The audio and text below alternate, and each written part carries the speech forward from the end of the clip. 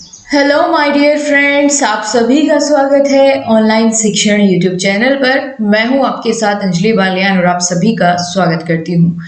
दोस्तों, आज की क्लास में हम शुरू करने जा रहे हैं डीएलएड थर्ड सेमेस्टर की महामैराथन वीडियो सामाजिक अध्ययन विषय की, जो कि आपका एक सबसे लेंथी सब्जेक्ट माना जाता है आपके सेमेस्टर का।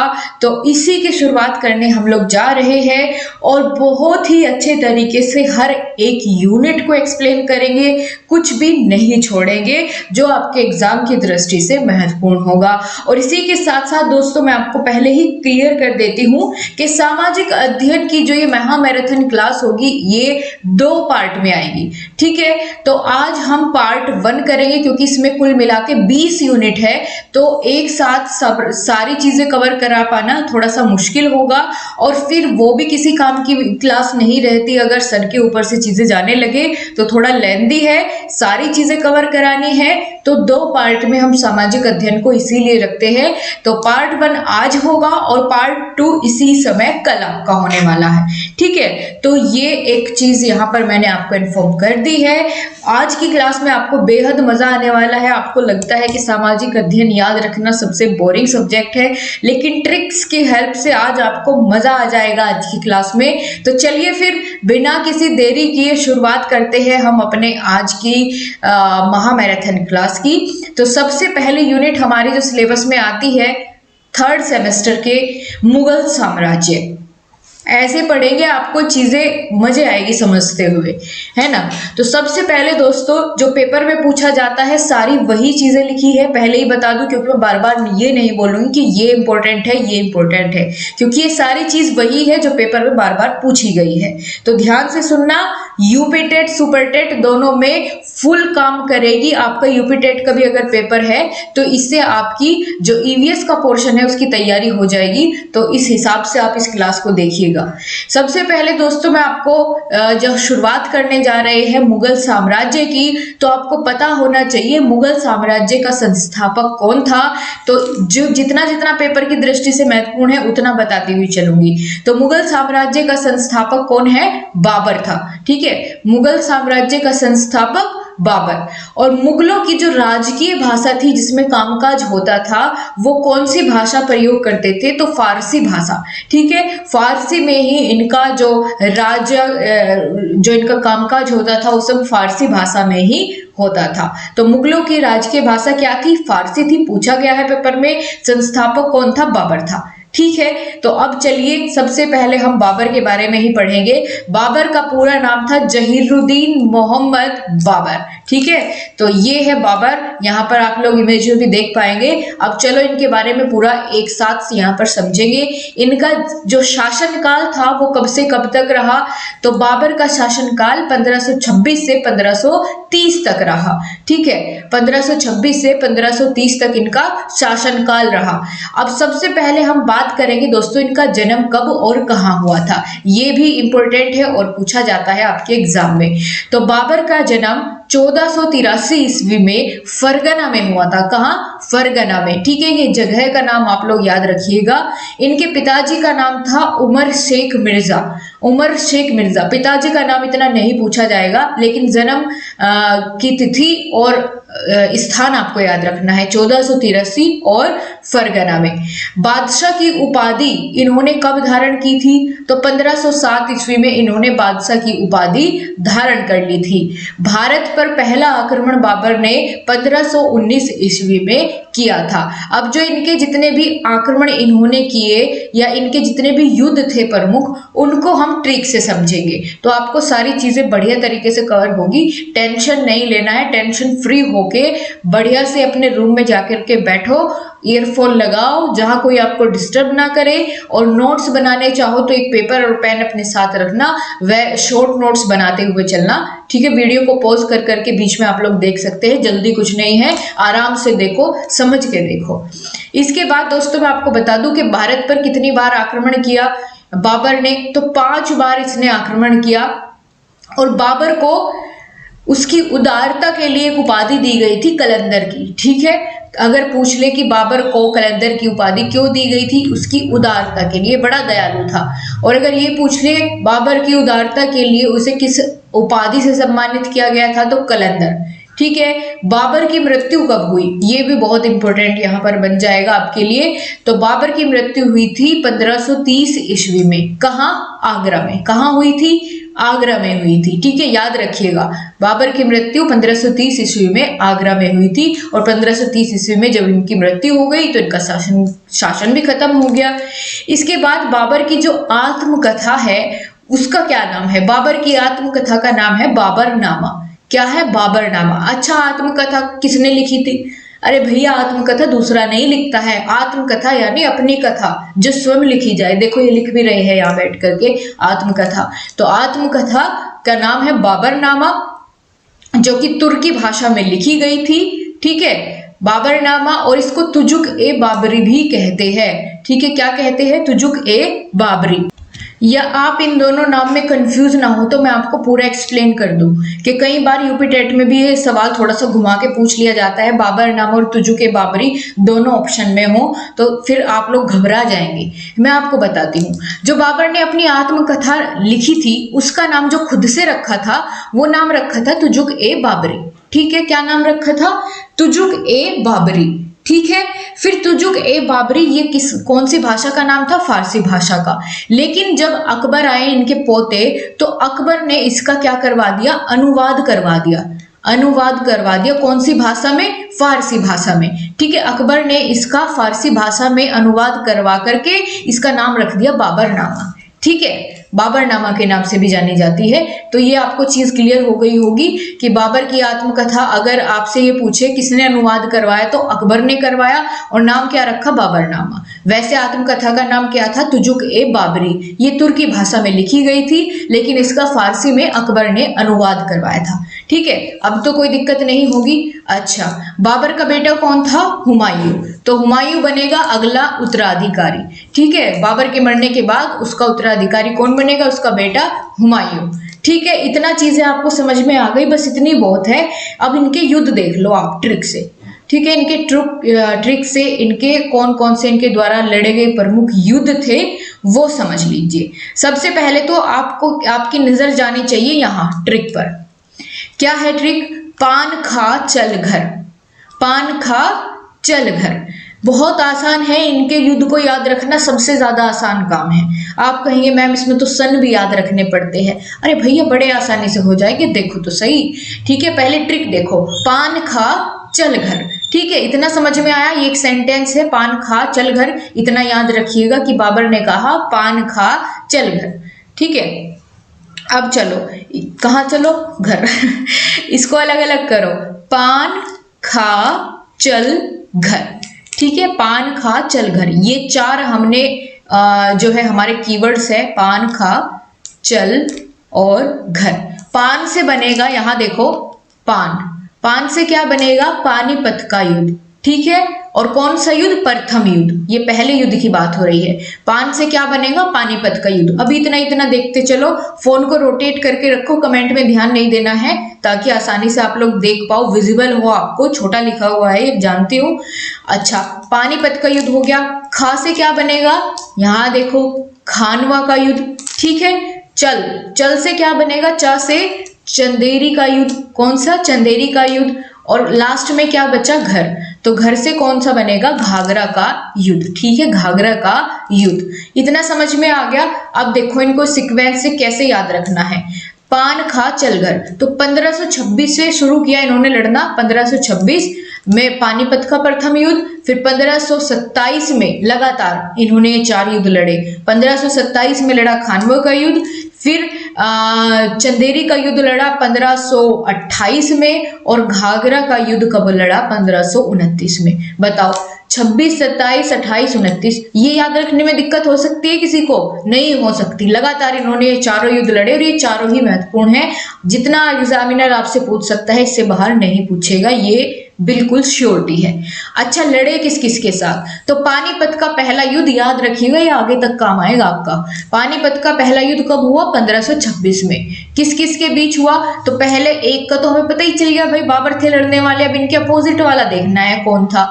बाबर और इब्राहिम लोदी के बीच ये युद्ध हुआ। ठीक है, बाबर और इब्राहिम लोदी के बीच में ये युद्ध हुआ और जीता कौन? बाबर जीता। ठीक है, बिल्कुल। आगे चलो, यहां पर दूसरा युद्ध की हम बात करेंगे, खानवा का युद्ध। ये कब हुआ? 1527 में। डेट मत याद रखना, बस ईयर याद रख लेना। ये राणा सांगा और किसके साथ हुआ? बाबर के साथ हुआ।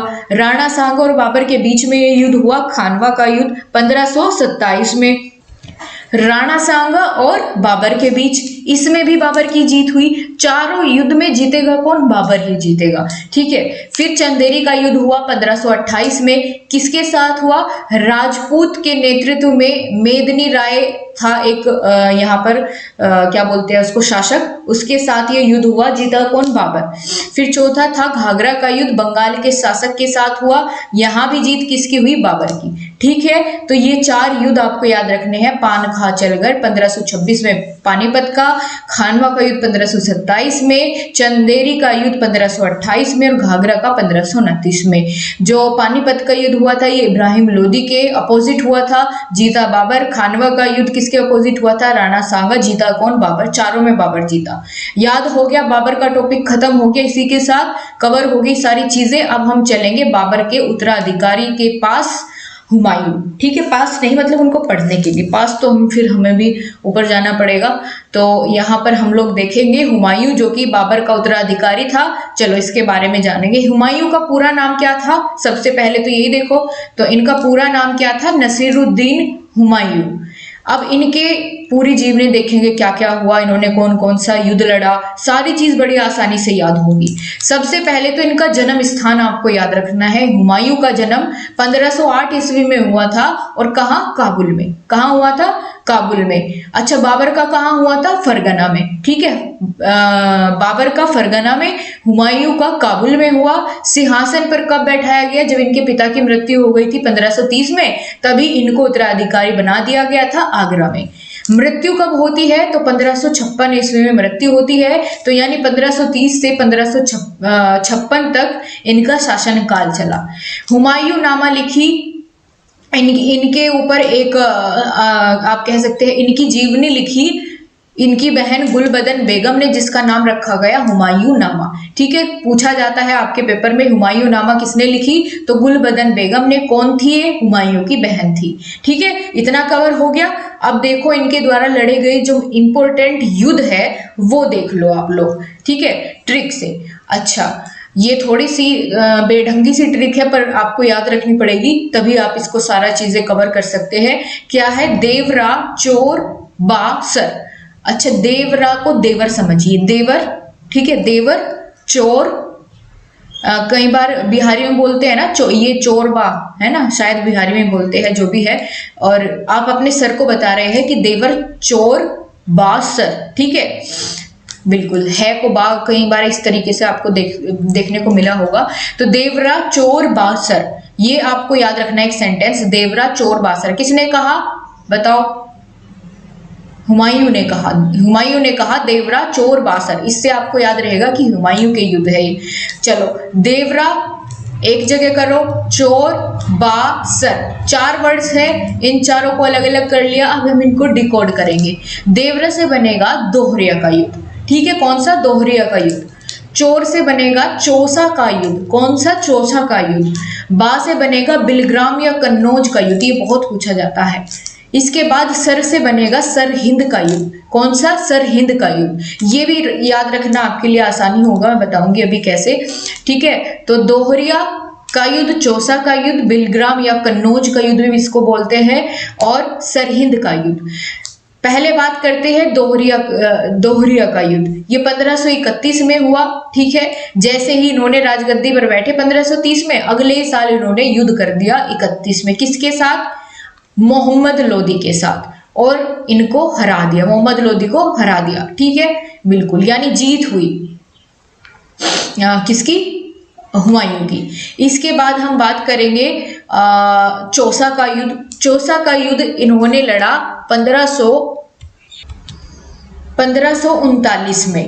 इसमें शेरशाह के साथ युद्ध लड़ा और शेरशाह ने इसको हुमायूं को हरा दिया। ठीक है, शेरशाह ने हुमायूं को मात दे दी, हरा दिया। शेरशाह भी टक्कर का था, तो किसकी हार हुई? हुमायूं की। अब फिर से दूसरी बार शेरशाह के साथ इन्होंने युद्ध किया अगले ही साल। ठीक है, 1539 में चौसा का युद्ध हुआ, फिर 1540 में बिलग्राम कन्नौज का युद्ध किया। किसके साथ? शेरशाह के साथ, और फिर से मात मिली। फिर सरहिंद का युद्ध किया 1555 में, हुमायूं ने सिकंदर को हराया। यहाँ पर सिकंदर के साथ जो है युद्ध हुआ, तो इसको हरा दिया। तो ये 4 युद्ध थे, देवरा, चोरबासर, दोहरिया, चौसा, बिलग्राम या कन्नौज और सरहिंद। ये कब कब हुए ये याद रखना ज्यादा जरूरी है। यहाँ पर जो इनके ईयर्स है ये ज्यादा जरूरी है। ये थोड़ा फिर भी कम पूछेगा कि किसने किसको हराया, ये ईयर पूछ लेता है एमसीक्यू में भी। तो दोहरिया का युद्ध 1531 में, चौसा का 1539 में, बिलग्राम कन्नौज का अगले ही साल 1540 में, और फिर 1555 में हुआ सरहिंद का युद्ध। अब दोस्तों कई बार आपसे पूछा जाता है कि बताइए हुमायूं जो है एक असफल शासक कहा गया, क्यों? उसकी असफलता के कारण क्या थे? तो दोस्तों जब बाबर की मृत्यु हुई तो उसने अपने जो पुत्र थे सारे के सारे, उनमें अपनी जितनी भी संपत्ति था उसका बराबर बंटवारा कर दिया। ठीक है, तो जब बंटवारा कर दिया एक साथ सारी चीजें नहीं, उन्होंने कहा कि भाई मेरे मरने के बाद सारी संपत्ति हुमायूं तुम सारे भाइयों में बराबर बांट देना। ठीक है, अब जब संपत्ति बंटने की बात आती है तो आपने देखा होगा कि सबकी अलग अलग, सारे भाइयों की अलग अलग राय रहती है कि नहीं भाई ये वाला किला तो मैं लूंगा, ये मुझे पसंद है, ये वाला किला मैं लूंगा। ऐसा होने लगा तो बीच में इनकी अनबन हो गई। ठीक है, जिस वजह से भाई जो थे, जो इनका भाई वाला आपसी प्यार था वो थोड़ा सा फीका पड़ गया, है ना। और उसका फायदा उठाया इनके दुश्मनों ने, जिससे क्या हुआ कि हुमायूं के साथ जो भी लड़ाई होती भाई उसका असहयोग करते, उसका सहयोग ही नहीं करते थे, तो वो हार जाता था। ठीक है, तो ये इसकी असफलता का पहला कारण तो यही था। दूसरा, इसके चारित्रिक दुर्बलताएं थी कि भाई दृढ़ संकल्प नहीं रखता था, कर्मठता नहीं थी, परिश्रम का अभाव था। इस वजह से इसको असफलता का सामना करना पड़ा। समय का दुरुपयोग करने की वजह से शेरशाह ज्यादा योग्य था, जिस वजह से शेरशाह से 2 बार मात मिली। ठीक है, उत्तराधिकार के नियम का अभाव था। तो इस वजह से, इन सभी कारणों की वजह से हुमायूं जो है एक असफल शासनकाल इस समय का ये कहलाया। ठीक है, हुमायूं के बारे में सारी चीजें आपको पता चल गई। अब हम आगे बढ़ेंगे। अब जिसने शेरशाह सूरी ने हुमायूं को 2 बार हराया 1539 और 40 में, कौन कौन से? चौसा के युद्ध में और क्या बोलते हैं उसको, कन्नौज के युद्ध में। तो अब उसकी बारी है शासन करने की। ठीक है, तो 1540 में गद्दी पर बैठ जाता है शेरशाह सूरी। यहाँ देखो फोटो में ये बैठा गद्दी पर। ठीक है, तो 1540 से और बस 5 साल तक 1545 तक चला शासनकाल। इसका एक और नाम था शेरशाह सूरी का, जिसको कहते थे शेर खान। ठीक है, और इसने क्या की, फिर सूर साम्राज्य की स्थापना कर दी। कौन से साम्राज्य की? सूर साम्राज्य की स्थापना कर दी। तो यानी अगर आपसे पूछा जाए कि सूर साम्राज्य का संस्थापक कौन था, तो शेरशाह सूरी था। ठीक है, जन्म कहाँ हुआ था? होशियारपुर में। बड़ा होशियार था ये। होशियारपुर में इनका जन्म हुआ था 1472 में। और बचपन का नाम याद रखिएगा, बचपन का नाम बड़ा फेमस है, फरीद खां। ठीक है, क्या नाम था? फरीद खां। किसका? शेरशाह सूरी का। ठीक है, शेरशाह सूरी का क्या नाम था? फरीद खां था। मृत्यु कब हुई? 1545 में, इसीलिए बस 5 सालों तक ही ये राज कर पाया। फिर इसका मकबरा कहाँ बनाया गया? ये भी बहुत इंपॉर्टेंट बात है अपने आप में कि मकबरा कहाँ बना शेरशाह सूरी का? ये बना सासाराम, ये एक स्थान है, यहाँ पर इसका मकबरा बना। बस इतनी चीजें जान लो, ज्यादा डीप में भी नहीं जाने की जरूरत है, ना ज्यादा ऊपर से जाएंगे। बस जहां जहां से आपकी जरूरी है वो देखते चलो। ठीक है, फिर इसने शेरशाह सूरी ने भूमि माप के लिए सिकंदरी गज की शुरुआत की थी। ठीक है, सिकंदरी गज भूमि मापने का एक पैमाना होता है, उसकी शुरुआत की थी। इसके अलावा दोस्तों ग्रांड ट्रैक रोड जो जीटी रोड है उसका निर्माण करवाया था शेरशाह सूरी ने। इसके अलावा कृषकों की मदद के लिए इसने पट्टा और काबूलियत व्यवस्था भी प्रारंभ करी थी अपने समय काल में। ठीक है, तो ये कुछ इंपॉर्टेंट चीजें थी जो मैंने आपको बताई। क्या क्या? बचपन का नाम था फरीद खां, जन्म हुआ था 1472 में होशियारपुर में, सूर साम्राज्य का संस्थापक था। जब मृत्यु हुई तो मकबरा बनाया गया सासाराम में, और सिकंदरी गज पैमाने की शुरुआत की थी भूमि के मापने के लिए, ग्रांड ट्रैक रोड का निर्माण करवाया, पट्टा और काबूलियत व्यवस्था की शुरुआत की कृषकों की मदद करने के लिए। अब भाई 1545 में जो है ये खत्म हो गया शासनकाल वगैरह। फिर हम बात करेंगे दोस्तों अकबर की। अकबर की बात करेंगे, और अकबर के बारे में मैंने आपको थोड़ी सी जानकारी बाबर के टाइम पे दी थी कि बाबर का पोता था अकबर, जिसने बाबर की जो आत्मकथा थी उसका फारसी में अनुवाद करवाया था। ठीक है, याद आ गई वो चीज? बिल्कुल याद रहनी चाहिए, भूलना नहीं है पिछली को अगर मैं आगे बढ़ती चलूं। ठीक है, चलो अकबर के बारे में जब हम बात करेंगे तो जन्म देख लो 1542 में हुआ। कहाँ? अमरकोट में। कहाँ हुआ था? अमरकोट में। पिता कौन थे? हुमायूं। दादा कौन थे? बाबर। ठीक, इसके अलावा पूरा नाम क्या था? जलालुद्दीन मोहम्मद अकबर। पूरा नाम था जलालुद्दीन मोहम्मद अकबर। अब इनके दरबार में एक प्रसिद्ध चित्रकार था जिसका नाम था अब्दुस समद। ठीक है, और संगीतकार था तानसेन। ये पूछा जाता है इनके दरबार में एक प्रसिद्ध संगीतकार हुआ तानसेन। तानसेन किसके दरबार में संगीतकार था? अकबर के। ऐसे भी पूछा जाता है। ठीक है, इसके अलावा मृत्यु हुई 1605 ईस्वी में। कब हुई? 1605 ईस्वी में। ठीक है, कब हुई मृत्यु याद रखना, ये इंपॉर्टेंट है।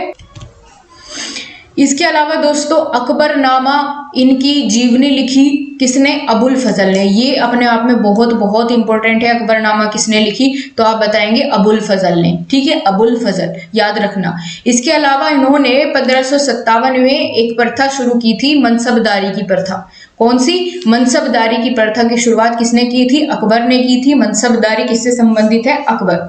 इसके अलावा इनका मकबरा कहाँ स्थित है? तो उत्तर प्रदेश के सिकंदरा में स्थित है, जिसका निर्माण किसने करवाया था? जहांगीर ने करवाया था। ठीक है, जहांगीर ने। तो ये चीजें हो गई इनके बारे में। अब जो ज्यादा महत्वपूर्ण है वो यहाँ देखो। यहाँ देखो कि अकबर ने कौन कौन से कर को समाप्त किया या कौन कौन सी प्रथा को समाप्त किया। भाई बहुत बढ़िया बढ़िया काम किए। क्या क्या? जैसे तीर्थ यात्रा पर जो कर लगाया जाता था, है ना, उसको क्या कर दिया? समाप्त कर दिया, उसको हटा दिया कि भाई तीर्थ यात्रा पर भगवान के नाम पर या किसी भी धार्मिक गुरु के नाम पर आप कोई कर नहीं लेंगे, इसको हटाओ। इसके अलावा जजिया कर हटा दिया। ठीक है, जजिया कर को समाप्त किया। फिर जो दास प्रथा थी उस दास प्रथा का भी अंत किसने किया? अकबर ने किया। ठीक है, ये तीन चीजें आपको याद रहनी चाहिए, बिल्कुल क्लियरली बोल देती हूँ। ठीक है, बढ़िया लगा? इतना चीजें समझ में आ रही है ना? एक बार कमेंट करके बता दो समझ में आ रही है सारी चीजें। मैं तो बीच में पूछा ही नहीं आपसे। चलो फटाफट से, अगर पसंद आ रही है क्लास सेशन तो लाइक करो, और एक बार सारे फ्रेंड्स को अपने शेयर करके आओ। भाई इतना समय नहीं है आपके पास कि आप लोग बाद के भरोसे छोड़ करके बैठो अपनी मैराथन को। बिल्कुल आपको ये समय निकाल के देखनी ही देखनी है, सारी चीजें कवर हो जाएंगी आपकी। अगर मैं आपको बता देती हूँ सामाजिक अध्ययन का, अगर इसके अलावा आपने एक वर्ड भी कहीं से नहीं पढ़ा ना, फिर भी आप बहुत अच्छे नंबर से पास होगे और सारी चीजें आपकी पढ़ी हुई आएंगी, क्योंकि मैंने कुछ छोड़ा ही नहीं है जो आपके एग्जाम के हिसाब से जरूरी हो, तो सारी चीजें कवर होगी। ठीक है, अब हम देखेंगे दोस्तों अकबर द्वारा लड़े गए प्रमुख युद्ध किससे? ट्रिक से। लेकिन उससे पहले मैं ये बता दूं कि अकबर ने कौन कौन सी चीजें बनवाई थी, ये भी कई बार पूछ ली जाती है। ठीक है, तो अकबर ने जो है फतेहपुर सीकरी की स्थापना करी थी 1571 में। इसके अलावा जो बुलंद दरवाजा है उसका निर्माण करवाया था, और सबसे ऊंचा दरवाजा कौन सा है? बुलंद दरवाजा ही है। इसका निर्माण करवाया था किसने? अकबर ने। ठीक है, ये दो चीज याद रखियो। क्या इसके अलावा भी कुछ बनवाया था इन्होंने? हाँ, इन्होंने हुमायूं का मकबरा बनवाया था दिल्ली में, आगरा का किला भी बनवाया अकबर ने। ठीक है, तो ये सारी चीज हो गई अकबर से संबंधित। ये अगर आपने कवर कर ली तो हम अब आगे बढ़ जाएंगे और आगे देखेंगे अब इनके द्वारा लड़े गए प्रमुख युद्ध। ठीक है, चलो तो युद्ध देखते हैं। सबसे पहले ट्रिक देखो यहाँ पर, हेमा पानी दो। ठीक है, हेमा पानी दो। ये बस इतना याद रखना है, हेमा पानी दो। पहले इतना देखो, फिर दूसरा सेंटेंस है हल्दी महाराज आ गए हैं। हेमा पानी दे दो, हल्दी महाराज आ गए हैं। ठीक है, एक सेंटेंस है ये पूरा, और इसमें दो युद्ध के बारे में हमने जानना है। पहला कौन सा, हेमा पानी दे, वो पानी दो, यानी हेमू, और इसके अलावा पानी दो से मतलब है पानीपत का द्वितीय युद्ध। ठीक है, पानी दो से मतलब क्या है, पानीपत का द्वितीय युद्ध। ये आपको ये ट्रिक में समझाने की कोशिश की गई है, क्योंकि पानीपत का प्रथम युद्ध तो पहले ही हो गया था।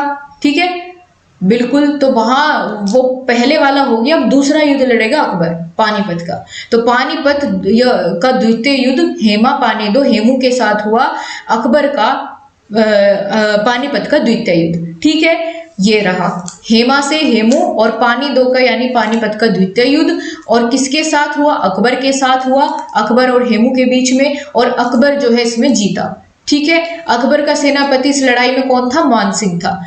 ठीक है, तो ये चीज आपकी हुई कवर। अच्छा, अब इसका ये सन जरूर याद रखना। पहला कब हुआ था, 1526 में पानीपत का प्रथम युद्ध। अब दूसरा कब होगा, 1556 में। ठीक है, 1556 में क्या हुआ, पानीपत का द्वितीय युद्ध। एक युद्ध आपका कवर हो गया, दो ही याद रखने बस इनके बारे में, एक तो पानीपत का द्वितीय युद्ध। अब दूसरा क्या बचा हमारा, हल्दी महाराज आ गए हैं। ठीक है, यानी हल्दी घाटी का युद्ध। हल्दी घाटी का युद्ध जो है वो किसके साथ, महाराज से, यानी महाराणा प्रताप। हल्दी घाटी का युद्ध हुआ महाराणा प्रताप के साथ 1576 में। बस ये हल्दी घाटी का युद्ध लड़ा और पानीपत का दूसरा युद्ध लड़ा, यही दो याद रखना आप, यही इंपॉर्टेंट है। ठीक, अब चलो आगे देखेंगे अकबर की धार्मिक नीति का व्यवहारिक रूप। ये भी पूछ लिया जाता है कि अकबर की धार्मिक नीति कौन कौन सी थी, तो इस चीज को भी मैं यहीं पर आपका क्लियर करती चलूं, आपका एक टॉपिक ही कंप्लीट हो जाएगा।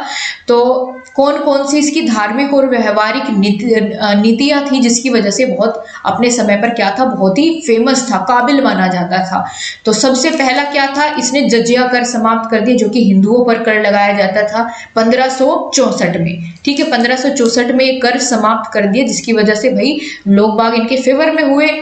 इसके अलावा हिंदुओं को उच्च राजकीय पदों पर नियुक्त किया। इन्होंने भेदभाव वाली सिचुएशन नहीं रखी कि भाई हिंदुओं को अपने दरबार में नियुक्त नहीं करना है ऊंचे पदों पर, तो इन्होंने हिंदुओं को उच्च राजकीय पदों पर भी नियुक्त किया। इसके अलावा हिंदू परंपराओं को खुद भी अपनाया। इनका बहुत ज़्यादा दिलचस्पी थी कि ये सारी चीज़ों को सुने, सबके धर्मों के बारे में पढ़े। ठीक है, तो सारी किसी भी धर्म की कोई भी अच्छी बात होती थी तो ये उसको अपना लेते थे। इसके अलावा विभिन्न धर्मों का आदर करते थे। दीन ए इलाही धर्म की शुरुआत इन्होंने की थी 1582 में। कौन से, दीन ए इलाही। अगर पूछा जाए दीन ए इलाही के प्रवर्तक कौन थे इस धर्म के, तो अकबर। ठीक है, इतनी चीजें याद रहेंगी तो बस इससे बाहर नहीं पूछेगा आपसे एग्जामिनर। अब चलो आगे बढ़ जाएंगे हम जहांगीर पर। ठीक है, जहांगीर के बारे में देखेंगे। शासनकाल कब से कब तक रहा, 1605 से 1627 ईस्वी तक। जहांगीर की जो बेगम थी उसका नाम था नूरजहां। अब चलो यहाँ पर देखो, अकबर का उत्तराधिकारी था ये जहांगीर, और इसको बचपन में सलीम के नाम से जाना जाता था। किसके, सलीम। ठीक है, आपने अगर वो जोधा अकबर वाला सीरियल भी कभी देखा हो तो आपने देखा होगा, उसमें अकबर का बेटा था सलीम, है ना। उसकी रुकैया बेगम, जोधा बेगम, थोड़ा सा मैंने भी देखा है तो अकबर का उत्तराधिकारी कौन था, सलीम, जिसको जहांगीर के नाम से बाद में जाना जाने लगा। जन्म कब हुआ, 1569 में। इसके अलावा देखो, अब याद रखना जो मेन चीजें वो वही लिखी हुई है, मैंने यहाँ पर मजाक से हट के ध्यान से सुनना। सबसे पहला तो ये पता चल गया आपको। अब इससे भी ज्यादा इंपॉर्टेंट ये है कि सिखों के 5वें गुरु अर्जुन देव को फांसी किसने दिलवाई थी, जहांगीर ने। ठीक है, याद रखिएगा, ये चीज बहुत पूछी जाती है आपके कॉम्पिटिटिव एग्जाम में भी, जैसे यूपी टेट, सी टेट हो गया आपका। सी टेट में तो नहीं पूछी जाती, लेकिन यूपी टेट में, सुपर टेट में ये आ जाती है, आपकी आई हुई है पेपर में। तो याद रखना, सिखों के 5वें गुरु अर्जुन देव को फांसी दिलवाई थी किसने, जहांगीर ने। जहांगीर के शासनकाल में हुई थी सिखों के 5वें गुरु अर्जुन देव को फांसी। ठीक, इतनी चीज हो गई। अब इनके जो समय, जहांगीर का समय काल था, ये बहुत ही ज्यादा क्या था, चित्रकला पर या चित्रकला को बढ़ावा देता था, या बहुत ज्यादा चित्रकला इनको भी पसंद थी। और चित्रकला का सबसे ज्यादा विकास जिसके शासन काल में हुआ वो था जहांगीर। तो चित्रकला का उत्कर्ष हुआ, यानी चित्रकला का सर्वाधिक विकास किसके शासन में हुआ, जहांगीर के। ये पूछा जाता है आपके डीएलएड के एग्जाम में। इसके अलावा इनके दरबार का जो सबसे बड़ा चित्रकार था वो था मनोहर। ठीक है, इसके अलावा दोस्तों इन्होंने अपनी आत्मकथा लिखी, यानी आत्मकथा जहां लिखा है तो समझ जाना अपने आप लिखी है। आत्मकथा लिखी तुजुके जहांगीरी। ठीक है, तुजुके जहांगीरी या तुजुक ए जहांगीर। ठीक, ये आत्मकथा लिखी। इसके अलावा जहांगीर द्वारा विजित राज्य कांधार, मेवाड़, अहमदनगर और कांगड़ा, ये सारे इसने जीत रखे थे। सारे के सारे राज्य कांधार, मेवाड़, अहमदनगर और कांगड़ा। ठीक है, शालीमार बाग की स्थापना की थी जहांगीर ने, कहाँ, श्रीनगर में। और अकबर का मकबरा बनवाया था सिकंदरा में। ठीक है, ये चीज आप याद रखोगे। जो मैंने बताया ना, चित्रकला का सर्वाधिक विकास हुआ जहांगीर के शासन में। आप इसको ऐसा भी कह सकते हैं कि चित्रकला का क्या है, ये स्वर्ण क्या बोला जाता था, स्वर्ण युग, या आप कह सकते हैं इसको चित्रकला का क्या, स्वर्ण काल भी इसको कहा जाता था, स्वर्ण काल। ठीक है, ऐसे भी हम इसको बोल सकते हैं, क्योंकि सबसे ज्यादा विकास इसी समय पर हुआ। इसके अलावा दोस्तों जो अकबर ने ये दीन ए इलाही धर्म की शुरुआत की थी ना, ये जहांगीर ने क्या कर दी, समाप्त कर दी। ये इनको अच्छा नहीं लगा, नहीं भाई ये सही नहीं है, तो ये समाप्त कर दिया जहांगीर ने। ठीक है, ये चीज भी आप लोग इनके बारे में याद रखेंगे। बस यही चीजें थी। आगे बढ़ो, आगे हम लोग देखेंगे शाहजहां के बारे में। तो देखो यहाँ पर फूल की खुशबू सूंघ रहे हैं शाहजहां। तो इनका शासन काल था 1627 से 1657 के बीच। अच्छा, बचपन का नाम बड़ा मजेदार था, खुर्रम। क्या नाम था, खुर्रम। ठीक है, शाहजहां के बचपन का नाम खुर्रम था। और मृत्यु मत याद रखो, जरूरी नहीं है कब हुई। बाकी ये ध्यान रखो कि आना, यानी सिक्के का प्रचलन, आना बोला जाता था सिक्के को, तो इसका प्रचलन शाहजहां के समय में हुआ।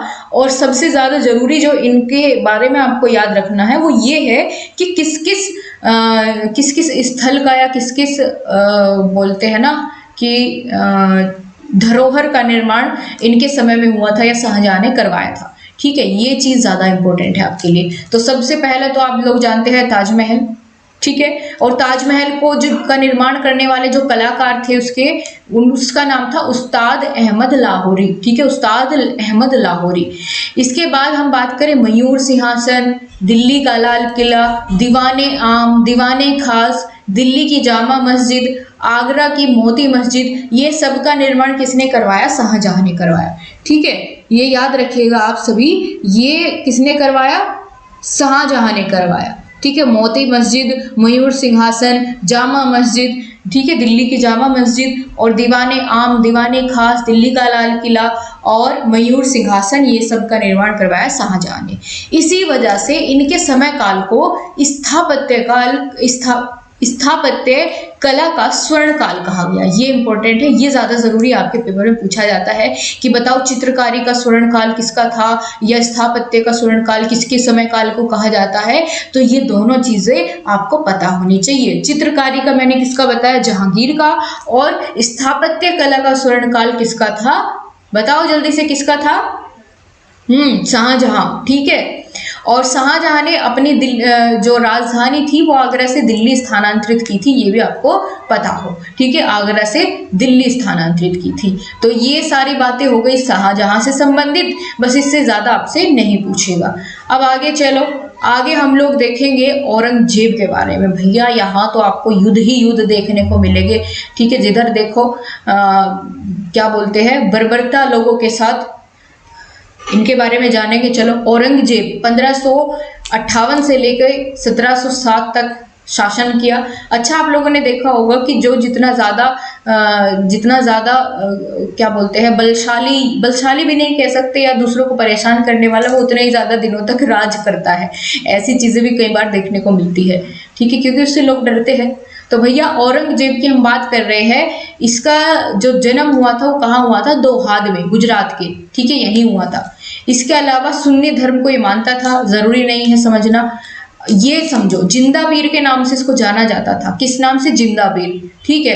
अब जजिया कर को दोबारा से इसने लागू किया, हिंदुओं पर लगाया जाता था ये जजिया टैक्स या जजिया कर, ये पूछा जाता है आपके एग्जाम में, इसलिए इसको ध्यान से देखिएगा।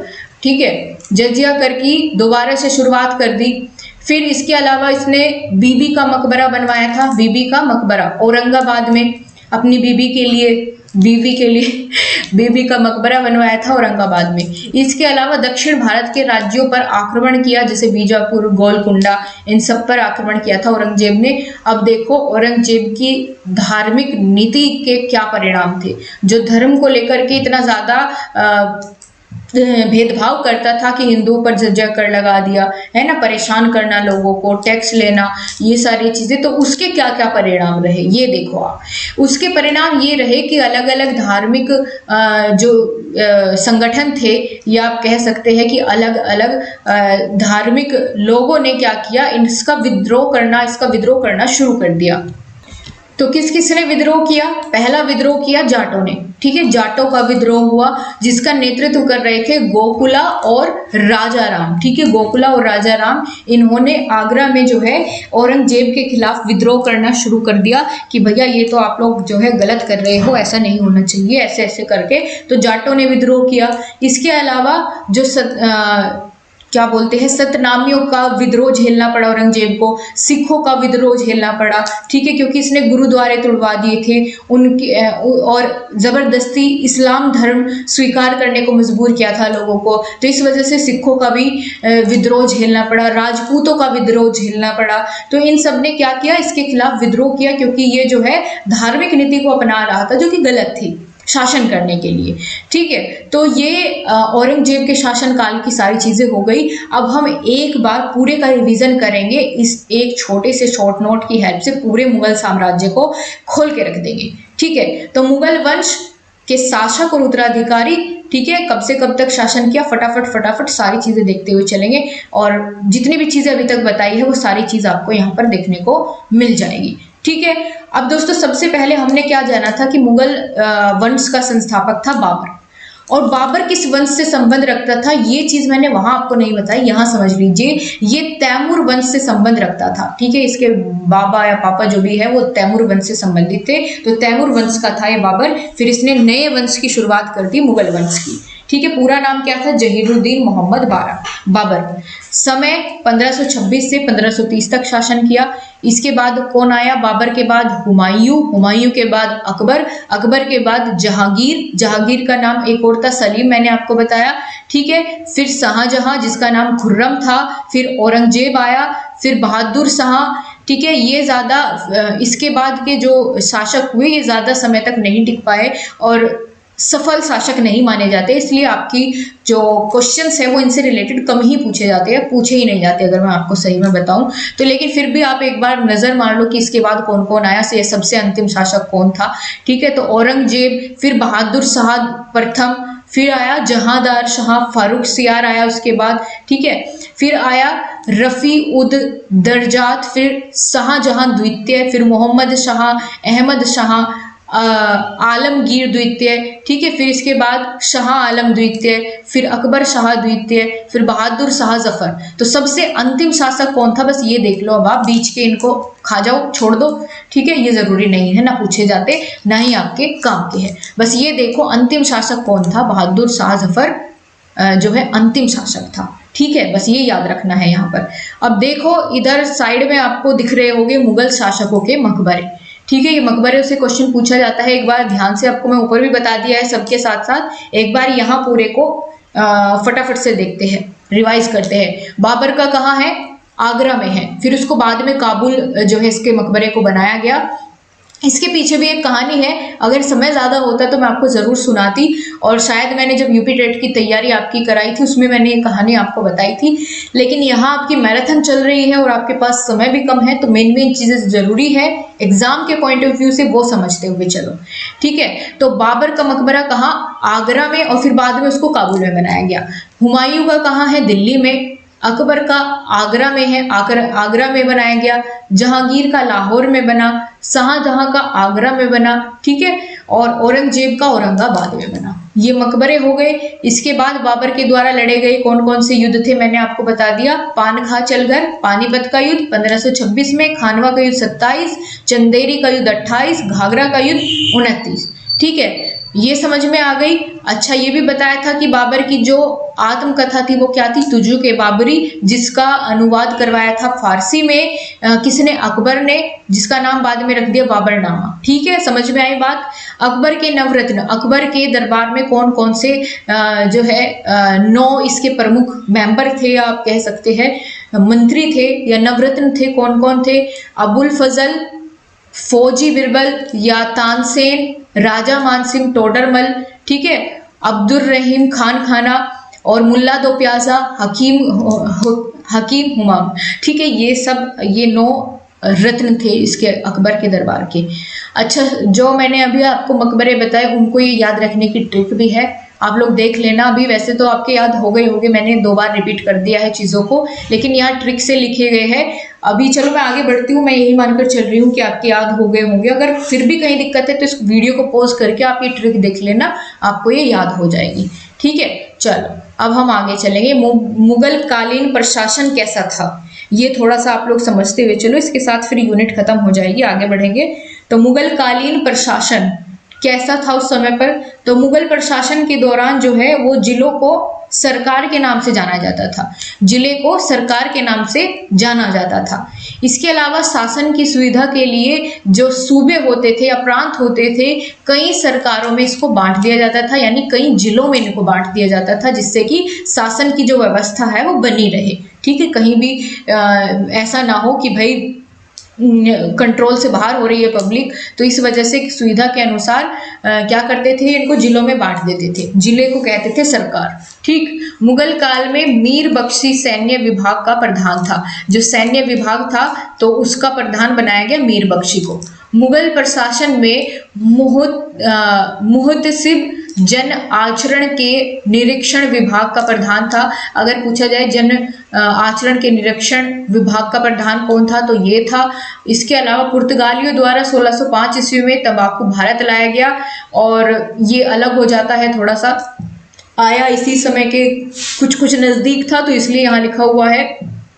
बाकी यहाँ पर आप इतना, ये लास्ट वाली चीज आप लोग यहाँ पर देखेंगे कि चांदी का सिक्का रुपया कहलाता था, इसको अकबर द्वारा चलाया गया, जिसको दाम नाम दिया गया। ठीक है, तांबे का सिक्का और चांदी का सिक्का ये चलाया गया अकबर के द्वारा, और चांदी का जो सिक्का था उसको तो नाम दिया गया रुपया, और जो तांबे का सिक्का था उसको दाम नाम दिया गया। ठीक है, दाम।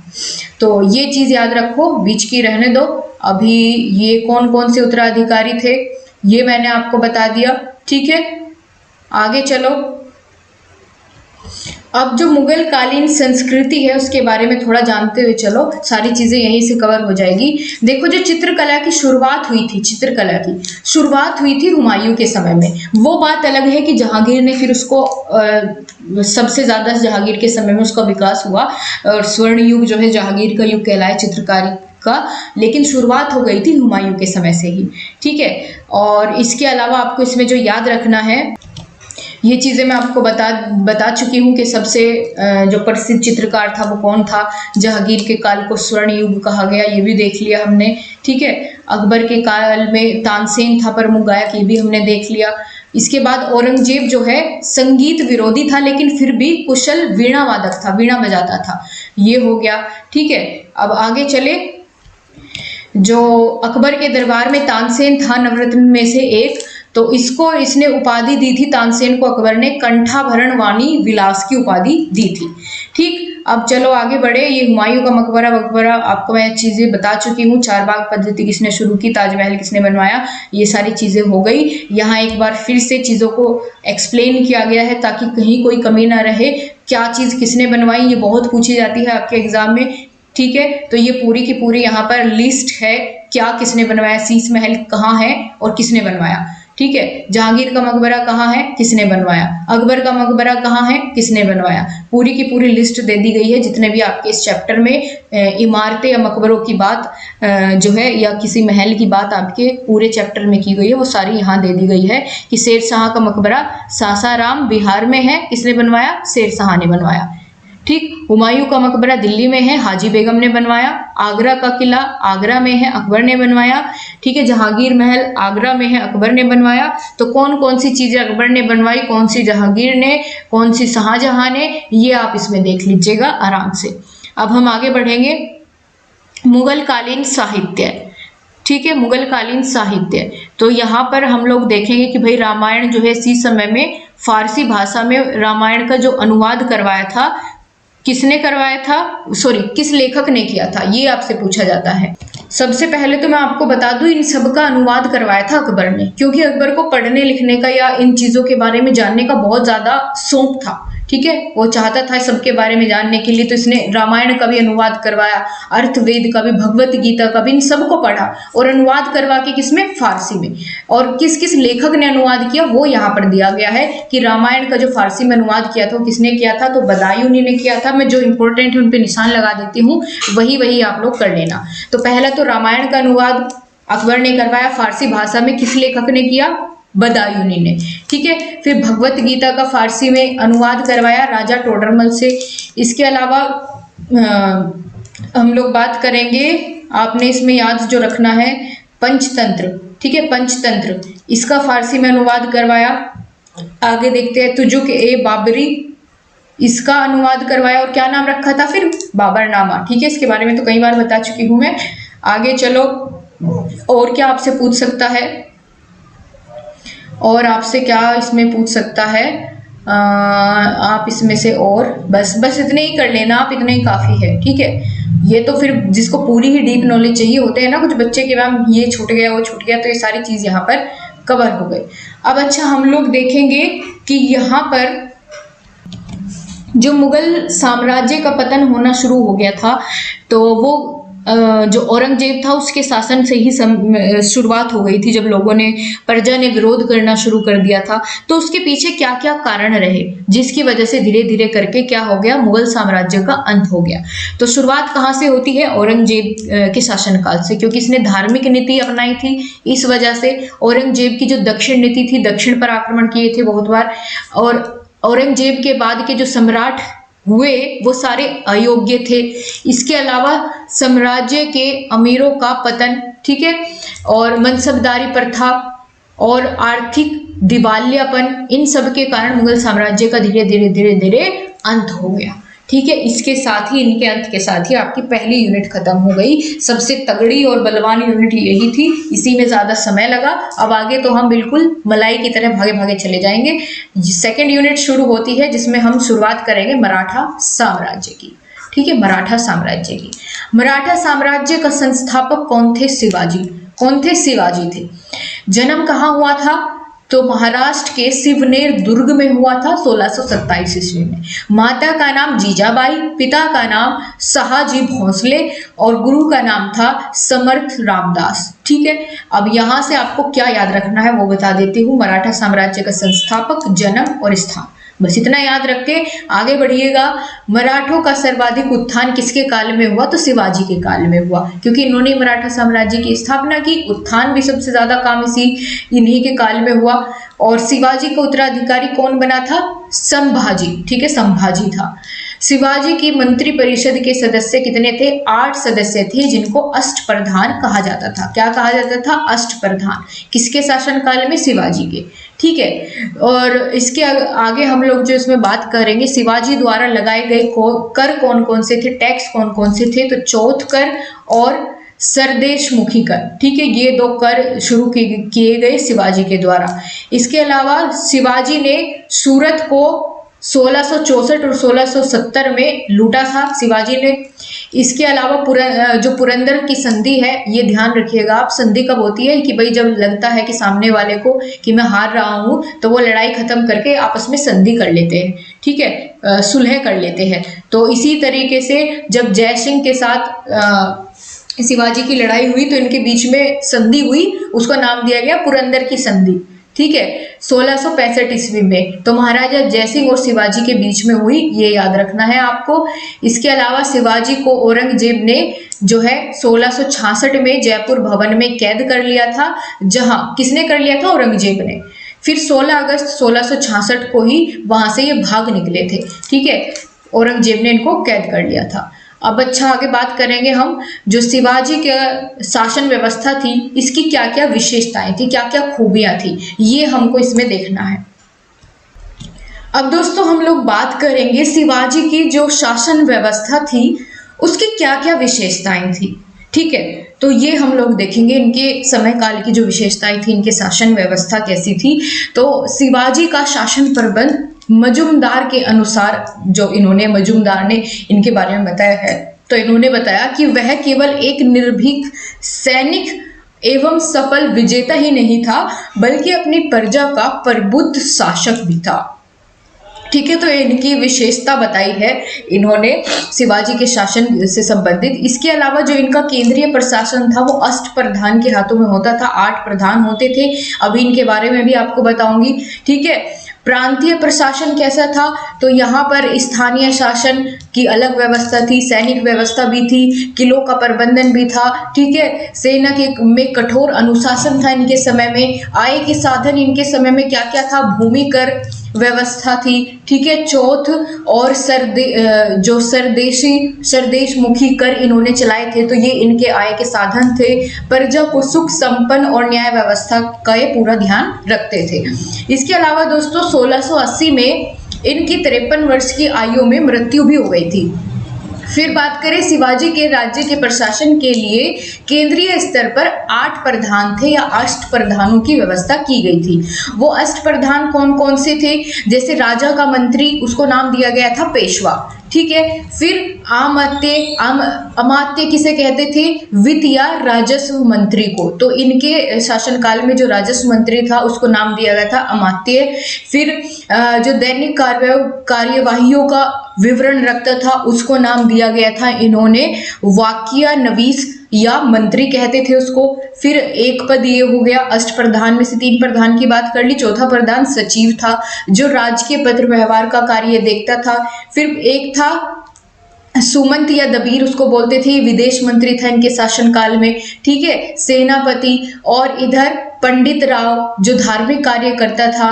फिर एक न्यायाधीश था। तो इस प्रकार से ये अष्ट प्रधान इनके जो शासनकाल में इन्होंने अष्ट प्रधानों को केंद्रीय व्यवस्था को जो है कंट्रोल करने के लिए इनको बनाया गया था, अलग अलग फील्ड्स के, कि भाई कोई वित्त मंत्री है, कोई सचिव है। तो इस प्रकार से ये इनका क्या था, व्यवस्था थी। इसके अलावा मैंने आपको बता दिया कि ये दोनों कर जो है शिवाजी के द्वारा लगाए गए थे। ठीक है, इसके अलावा जो आपको इसमें याद रखना है ये पॉइंट, और आप लोग इसमें देख लीजिए इस यूनिट का आखिरी, कि जो अहिल्याबाई थी ये मराठों के होलकर वंश की शासिका थी। ठीक है, ये इनके बारे में भी थोड़ा सा बस यहाँ पर आप लोग जान लीजिए। बस इतनी जानकारी सेकंड यूनिट में आपके लिए बहुत काफी होगी, मोर देन सफिशिएंट आपके लिए क्लास भी होगी। अब हम दोस्तों आगे बढ़ेंगे और हम बात करने वाले हैं अब थर्ड यूनिट पर, जिसका नाम है भारत में यूरोपियों का आगमन। ठीक है, और इस यूनिट की शुरुआत करने से पहले एक छोटा सा मोटिवेशनल थॉट आपके लिए बिल्कुल हो जाना चाहिए, ताकि जो ऊर्जा आपके अंदर शुरुआत में थी वो एक बार फिर से बूस्ट अप हो और फिर हम 1 घंटा आराम से आगे तक कवर करें। बहुत सारी चीज़ें कवर करनी है, अभी तो 2 ही यूनिट कंप्लीट हुई है, पर ऐसी हो जाएगी कि आपको इसमें कोई परेशानी नहीं रहेगी आगे तक। ठीक है, अगर आप लोग ध्यान से सुनते हैं, शर्त यही है, ऐसा नहीं कि भाई आपने बस कानों का यूज कर रहे हैं, ना कुछ समझ रहे हैं, बस सुनते जा रहे हैं, आपके दिमाग में ये चीजें फिट होनी चाहिए। ठीक है, जितना ध्यान आप लोग इसमें देंगे उतना ज्यादा आपके लिए बेनिफिशियल रहेगा। अच्छा, मोटिवेशनल थॉट ये है कि या तो जो आपको पसंद है उसे हासिल करना सीख लो, या अपनी जिंदगी को देखिए, अगर अच्छी जिंदगी जीना चाहते हो तो 2 तरीके हैं। पहला क्या, जो आपको पसंद है उसे हासिल करना सीख लो, चाहे उसके लिए कितनी भी मेहनत लगे, या फिर दूसरा है कि जो आपको पहले से आपके पास है, हासिल है, उसी में खुश रहना सीख लो। तो अब आपको देखना यह है कि क्या आपको जो पसंद है, जो आप बनना चाहते हैं, आप उसके लिए मेहनत करेंगे, या फिर जैसी स्थिति आपकी अभी है इसी में खुश रहना सीख लेंगे। तो ऐसे ही 2 तरह से आप लोग अपनी जिंदगी में खुश रह पाएंगे। अब चुनना आपको है तरीका, कौन सा आपको चुनना है। ठीक है, या तो मेहनत करो, थोड़ा सा परेशानी भी झेलनी पड़ेगी, लेकिन फिर आपको जो सफलता मिलेगी, जिस चीज को आप चाहते हैं उससे आपको फिर जो संतुष्टि मिलेगी वो और कहीं नहीं है, ये भी आप जानते हैं अच्छे से। चलो, तो फिर ज्यादा ज्ञान नहीं, आप लोग पहले से ही भावी अध्यापक है, बहुत समझदार भी है, मैं जानती हूँ, लेकिन फिर भी एक एनर्जी को बढ़ाने के लिए कुछ तो चाहिए होता है। तो अभी हम आगे बढ़ते हैं। उससे पहले अगर आपने अभी तक लाइक नहीं किया है, बीच में आप लोग जुड़े हैं, तो फटाफट से लाइक कर लो और चैनल को सब्सक्राइब कर लो जल्दी से। और हाँ, इससे पहले की जो मैराथन क्लासेस हो चुकी है उनका लिंक कमेंट बॉक्स में है, अगर आपने नहीं देखी है उनको देख लेना आप लोग, ठीक है। ये चीज आपके लिए। तो अब हम शुरुआत करते हैं, भारत में यूरोपीय कंपनियों का आगमन कैसे कैसे हुआ। ठीक, अब जरूरी आपका इनमें से जो याद रखना है वो ये है कि इनका कर्म क्या है, कौन सी पहले आई, इनमें से कौन से यूरोपीय पहले आए, है ना, पहले पुर्तगाली आए, अंग्रेज आए, या डच आए, या डेनिश आए, इनका कर्म है एक आने का, ठीक है।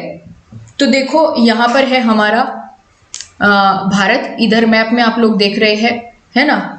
ये यहाँ पर गोवा में एक बंदरगाह पड़ता है, कालीकट बंदरगाह। तो यहाँ पर सबसे पहले आए थे यूरोपियन, ठीक है। मैं बताऊंगी कौन आया था सबसे पहले, तो वास्को डी गामा है ना, ये बिल्कुल। तो इस रास्ते से होते हुए यूरोपीय पहली बार भारत में एंटर हुए थे।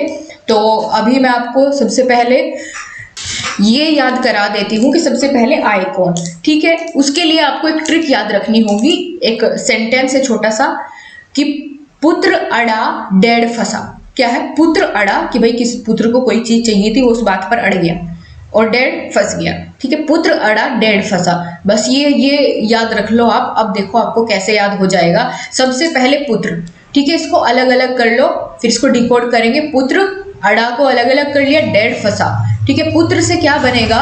पुर्तगाली। इसका मतलब ये है कि भारत में सबसे पहले जो विदेशी आए थे व्यापार करने के लिए, यूरोपीय आए थे, वो कौन थे? पुर्तगाली थे। पुर्तगालियों के बाद आए अंग्रेज, ठीक है, अंग्रेज आए। फिर आए डच, फिर आते हैं डेनिश, और फसा से क्या बनेगा? फ्रांसीसी, ठीक है, फ्रांसीसी। तो ये इनका एक सही कर्म है, इनको याद रखने के लिए कि पहले कौन आया, उसके बाद कौन आया, उसके बाद कौन आया। पुत्र अड़ा डेढ़ फंसा, पुर्तगाली, अंग्रेज, ठीक है, डे से डच, और डेनिश, और फ्रांसीसी, ठीक है, ये हो गया। अब आपको हम बताते हैं पुर्तगालियों में भी सबसे पहले कौन आया था जिसने भारत के जो कालीकट बंदरगाह है इस पर कदम रखा था। सबसे पहले जो यूरोपीय भारत में आया था वो कौन था? उसका नाम था वास्को डी गामा। कौन था? ये पुर्तगाली था, क्योंकि भाई सबसे पहले यही आए, ठीक है। तो ये भारत आया 1498 ईस्वी में, और जो भारत का पश्चिमी तट है, ठीक है, पश्चिमी तट गोवा वाले बीच पर आया था ये सबसे पहले, जो कि वहां पर कालीकट बंदरगाह है, तो वहां पर ये आया था समुद्री मार्ग से। और समुद्री मार्ग की खोज, भारत और यूरोप के मध्य समुद्री मार्ग की खोज भी इसी के द्वारा मानी जाती है, वास्को डी गामा ने ही की थी, ठीक है। ये यहाँ से चला था यूरोप से, और ऐसे ऐसे घूमता ऐसे और भारत पहुंच गया था, भारत के पश्चिमी तट पर, गोवा के, ठीक है। इसके अलावा दोस्तों यहाँ पर एक और चीज आपको मैं बता दूं कि क्वेश्चन अलग अलग तरीके से पूछा जाता है। सबसे पहले तो ये कि जो भारत और यूरोप के मध्य समुद्री मार्ग की खोज किसने की थी? वास्को डी गामा में। वास्को डी कहाँ का था? पुर्तगाल का था, पुर्तगाली था। और कौन से बंदरगाह पर आया? कालीकट बंदरगाह पर। कब आया? 1498 ईस्वी में आया। कौन से तट पर? पश्चिमी तट पर, है ना। इसके अलावा एक क्वेश्चन ये भी आता है दोस्तों कि इसका पथ प्रदर्शक कौन था, यानी किसने इसको रास्ता बताया था। अब जब ये वास्को डी गामा यहाँ से होता होता यहाँ तक पहुंच गया था, इसके बाद इसको समझ नहीं आ रहा था कि किधर जाऊं, ठीक है। भारत की खोज में आया था यहाँ से मसाले लेने के लिए या ऐसे ही खोज करने के लिए, कुछ नहीं, तो इसको समझ नहीं आ रहा था कि किधर जाया जाए। तो यहाँ इसको एक व्यक्ति से मिलता है जिसका नाम था अब्दुल मनीक मजीद, ठीक है, इससे मिलता है और फिर उसको ये रास्ता बताता है पुर्तगाली को, वास्को डी गामा को, कि भाई इधर से जाओ और यहाँ जो है तुम्हें खूब सारी चीजें मिलेगी तुम्हारे काम की। तो फिर ऐसे करके ये इसको क्या करता है? पथ प्रदर्शक बन जाता है, इसको रास्ता बताता है। कौन? अब्दुल मनीक, ठीक है, ये याद रखना बस। आगे चलो, आगे देखेंगे।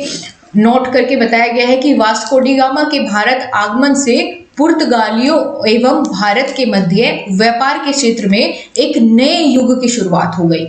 और व्यापार किस चीज का? काली मिर्च का। काली मिर्च के लिए ये इतनी दूर से यहाँ तक आते थे क्योंकि काली मिर्च का इनको व्यापार करना था भारत के साथ। भारत में इधर पश्चिमी भारत में बहुत ज़्यादा काली मिर्च का उत्पादन होता था, इनको ये मसाला बहुत अच्छा लगा, तो इस वजह से ये व्यापार करने लगे भारत के साथ काली मिर्च का। ठीक, फिर इसके बाद हम बात करेंगे 1505 ईस्वी की बात है। फिर फ्रांसिस्को द अल्मीडा भारत में प्रथम पुर्तगाली वायसराय बनकर आया। ठीक है, ये भी पूछा जाता है, इसको मैंने शॉर्ट कर दिया है बहुत, नहीं तो पूरी लंबी चौड़ी कहानी थी। ये पूछा जाता है कि प्रथम पुर्तगाली वायसराय कौन आया था भारत में, तो उसका नाम है फ्रांसिस्को द अल्मीडा। ये 1505 में आया था। ठीक है, तो यानी इन्होंने क्या बोलते हैं, पुर्तगालियों ने अपना यहाँ पर वायसराय भी भेज दिया बना करके, जिसका नाम था अल्मीडा। ठीक है, 1505 में। और यात्री कौन था? वास्को डी गामा, जिसने भारत की खोज की। और यहाँ पे बताया गया है कि पुर्तगाली यात्री वास्को डी गामा ने भारत की खोज की। अगर पूछा जाए अमेरिका की खोज किसने की थी, तो कोलंबस ने की थी। कोलंबस कौन था? ये स्पेन का यात्री था। ठीक है, तो ये अमेरिका की खोज भी मैंने आपको इसके साथ में बता दी है। अब हम आगे बढ़ेंगे। अभी हम आगे बढ़ते हैं। देखिए, आपसे पेपर में सीधा सीधा पूछा जाता है कि बताओ ईस्ट इंडिया कंपनी की स्थापना भारत में कब हुई थी, है ना। तो इंग्लैंड में कब हुई थी? सबसे पहली बार जो ईस्ट इंडिया कंपनी की स्थापना हुई थी, पहले तो इंग्लैंड में हुई थी, फिर उसके बाद भारत में आई थी। तो 1600 ईस्वी में इंग्लैंड में एक मर्चेंट एडवेंचरस नामक दल ने अंग्रेजी ईस्ट इंडिया कंपनी की स्थापना की थी। 1600 ईस्वी में हुई थी ईस्ट इंडिया कंपनी की स्थापना। फिर 1613 में सूरत में स्थापित कारखाना जो है वो अंग्रेजों का प्रथम स्थायी कारखाना था। अगर पूछा जाए अंग्रेजों का प्रथम स्थायी कारखाना कौन सा था, तो 1813 में स्थापना हुई थी सूरत में। ठीक है, ये था। इसके अलावा ये बहुत इंपॉर्टेंट है कि भारत में पुर्तगाली शक्ति का जो वास्तविक संस्थापक माना जाता है वो किसको माना जाता है, तो ये अल्बुबर्क को माना जाता है। ठीक है, याद रखिएगा बिल्कुल, अल्बुबर्क या अल्बुकर्क जो भी है इसको माना जाता था। इसके अलावा दोस्तों बंगाल का प्रथम गवर्नर जनरल कौन था, ये भी आपको याद रखना है, वारेन हेस्टिंग्स। ये बंगाल का प्रथम क्या था? गवर्नर जनरल था। ठीक है, बंगाल का प्रथम गवर्नर जनरल वारेन हेस्टिंग्स। ये आपके कॉम्पिटिटिव एग्जाम में बहुत आता है। इसके अलावा दोस्तों भारत में सर्वोच्च न्यायालय की स्थापना कब की गई, तो ये भी इंपॉर्टेंट है। रेगुलेटिंग एक्ट 1773 के द्वारा सर्वप्रथम कलकत्ता में एक सर्वोच्च न्यायालय की स्थापना की गई थी। इसमें एक तो था मुख्य न्यायाधीश और 3 अन्य न्यायाधीशों की व्यवस्था की गई थी। ठीक है, सबसे पहले 1773 में कलकत्ता में सर्वप्रथम क्या हुआ था? सर्वोच्च न्यायालय की स्थापना हुई थी। इसके बाद आगे बढ़ते हैं तो बॉम्बे, मद्रास और कलकत्ता उच्च न्यायालयों की स्थापना ब्रिटिश संसद द्वारा पारित जो अधिनियम था 1861 का अधिनियम, इसके तहत 1862 में की गई थी। ठीक है, तो ये भी आपने समझ लिया। इसके अलावा आगे बढ़ते हैं तो गोवा पर पुर्तगालियों का कब्जा कब हुआ, ये भी पूछा जाता है, और कब आजाद हुआ ये भी पूछा जाता है।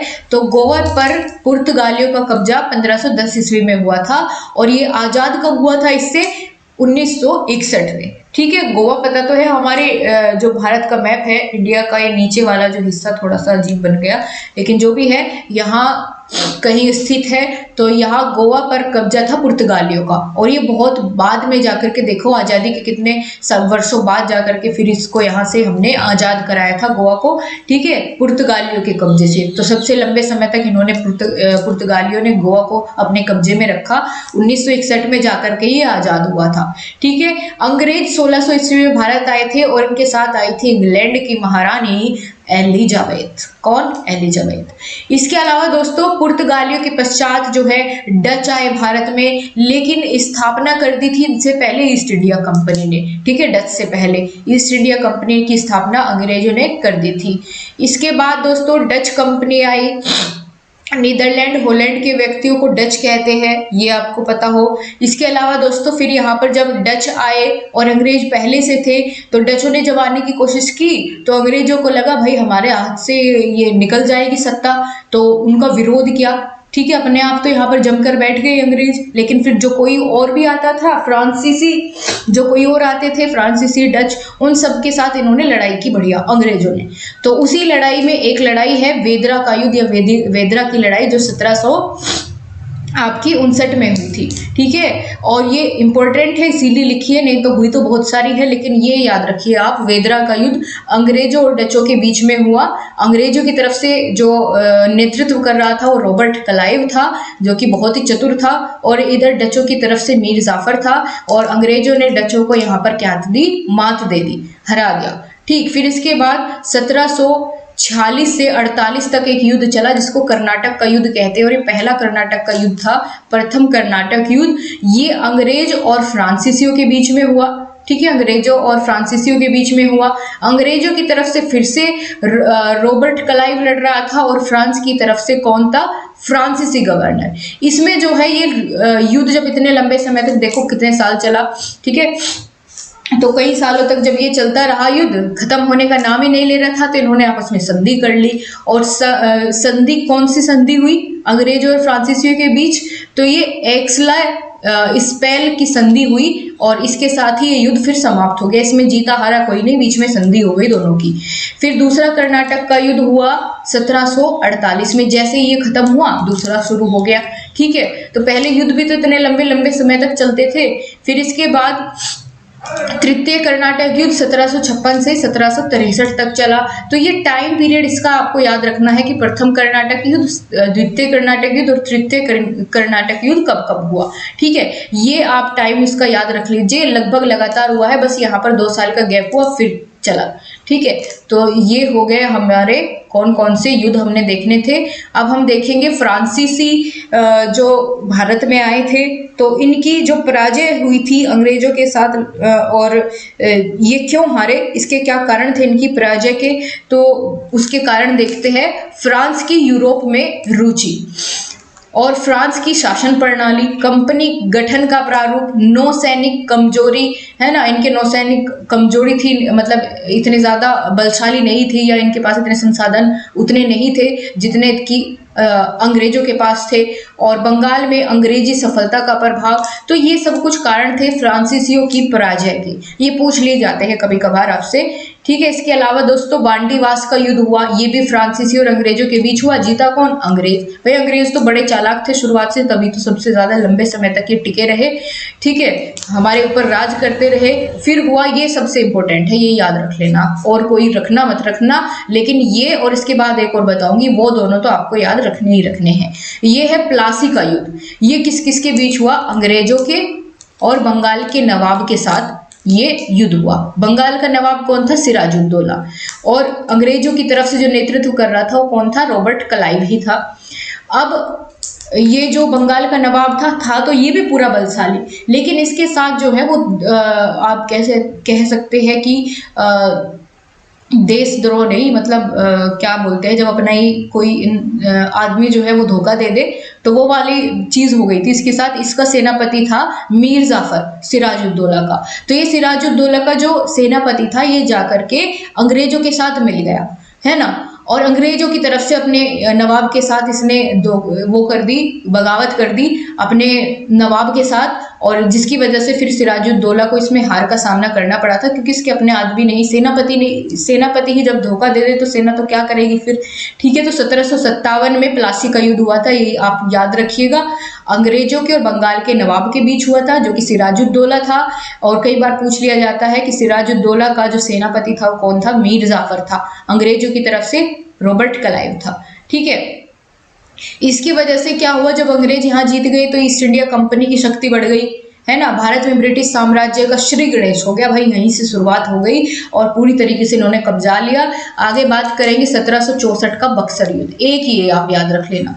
ठीक है, एक तो प्लासी का युद्ध और बक्सर का, ये दोनों तो जरूर याद रखने हैं आपको।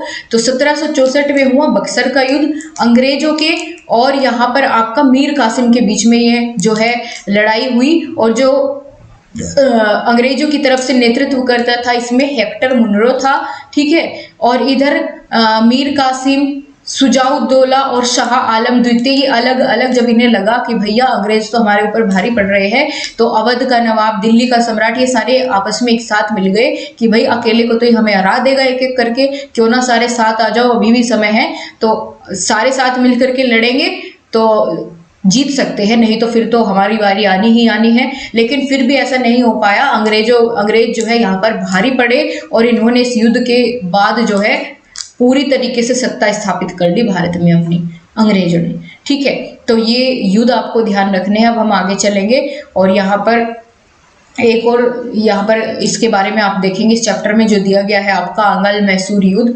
ठीक है, आंगल मैसूर युद्ध ये किस किस के बीच हुआ था? मराठों के बीच में, और मराठों के साथ साथ इधर अंग्रेज भी थे और इधर हैदर अली, इन दोनों के बीच में हुआ था। लेकिन ये संधि के द्वारा समाप्त हो गया था, इसमें मद्रास की संधि हुई थी। तो ऐसा पूछ लिया जाता है कि मद्रास की संधि किस युद्ध में हुई? तो प्रथम आंगल मैसूर युद्ध में, जो कि 1767 में हुआ था। ठीक है, अब डुप्ले की नीति समझ लो आप लोग। डुप्ले की नीति कौन कौन सी थी? तो कौन था डुप्ले? पहले तो यही देख लो कि फ्रांस के महान सेना नायक था ये फ्रांसीसियों का।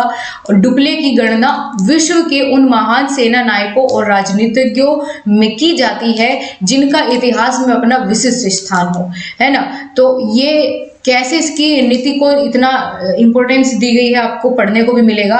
तो क्योंकि इसने अंग्रेजों की जो शक्ति थी उसका दमन करा, इसके अलावा भारतीय शासकों के झगड़े में हस्तक्षेप किया इसने, और भारतीय सेनाओं के प्रयोग की नीति अपनाई डुप्ले ने। तो ये डुप्ले की कुछ नीति थी, यहाँ पर इसने किस तरीके से शासन किया। ठीक है, तो ये हो गया। अब हम आगे बढ़ेंगे, आगे हम देखेंगे इलाहाबाद की संधि। ये भी आपका टॉपिक आता है सामाजिक अध्ययन में। मैंने बताया था ना कि बहुत लेंथी सिलेबस है, तो 2 क्लासेस में ही आपका कवर हो पाएगा। अभी 1 घंटे से ज़्यादा का समय हो गया है मुझे भी बोलते बोलते, तो हम लोग थोड़ा सा रेस्ट लेते हैं 2 मिनट का। आप भी आंखें बंद करके थोड़ा सा रेस्ट ले लीजिए और फिर से उसी एनर्जी के साथ शुरू करिए, क्योंकि आज ही आपको ये सब्जेक्ट खत्म करना है। 5-6 दिन का आपको वो नहीं रखना कि भाई थोड़ा थोड़ा करेंगे, आज खत्म करो इसको अच्छे से। आपको एक पॉजिटिव एनर्जी फील होगी, लगेगा कि हाँ मेरा ये भी सब्जेक्ट कंप्लीट हो गया है और हो ही गया है। ठीक है, बस ये समझो। तो अभी आती हूँ मैं भी थोड़ा सा पानी पी के, और तब तक आप लोग भी थोड़ा रेस्ट करिए।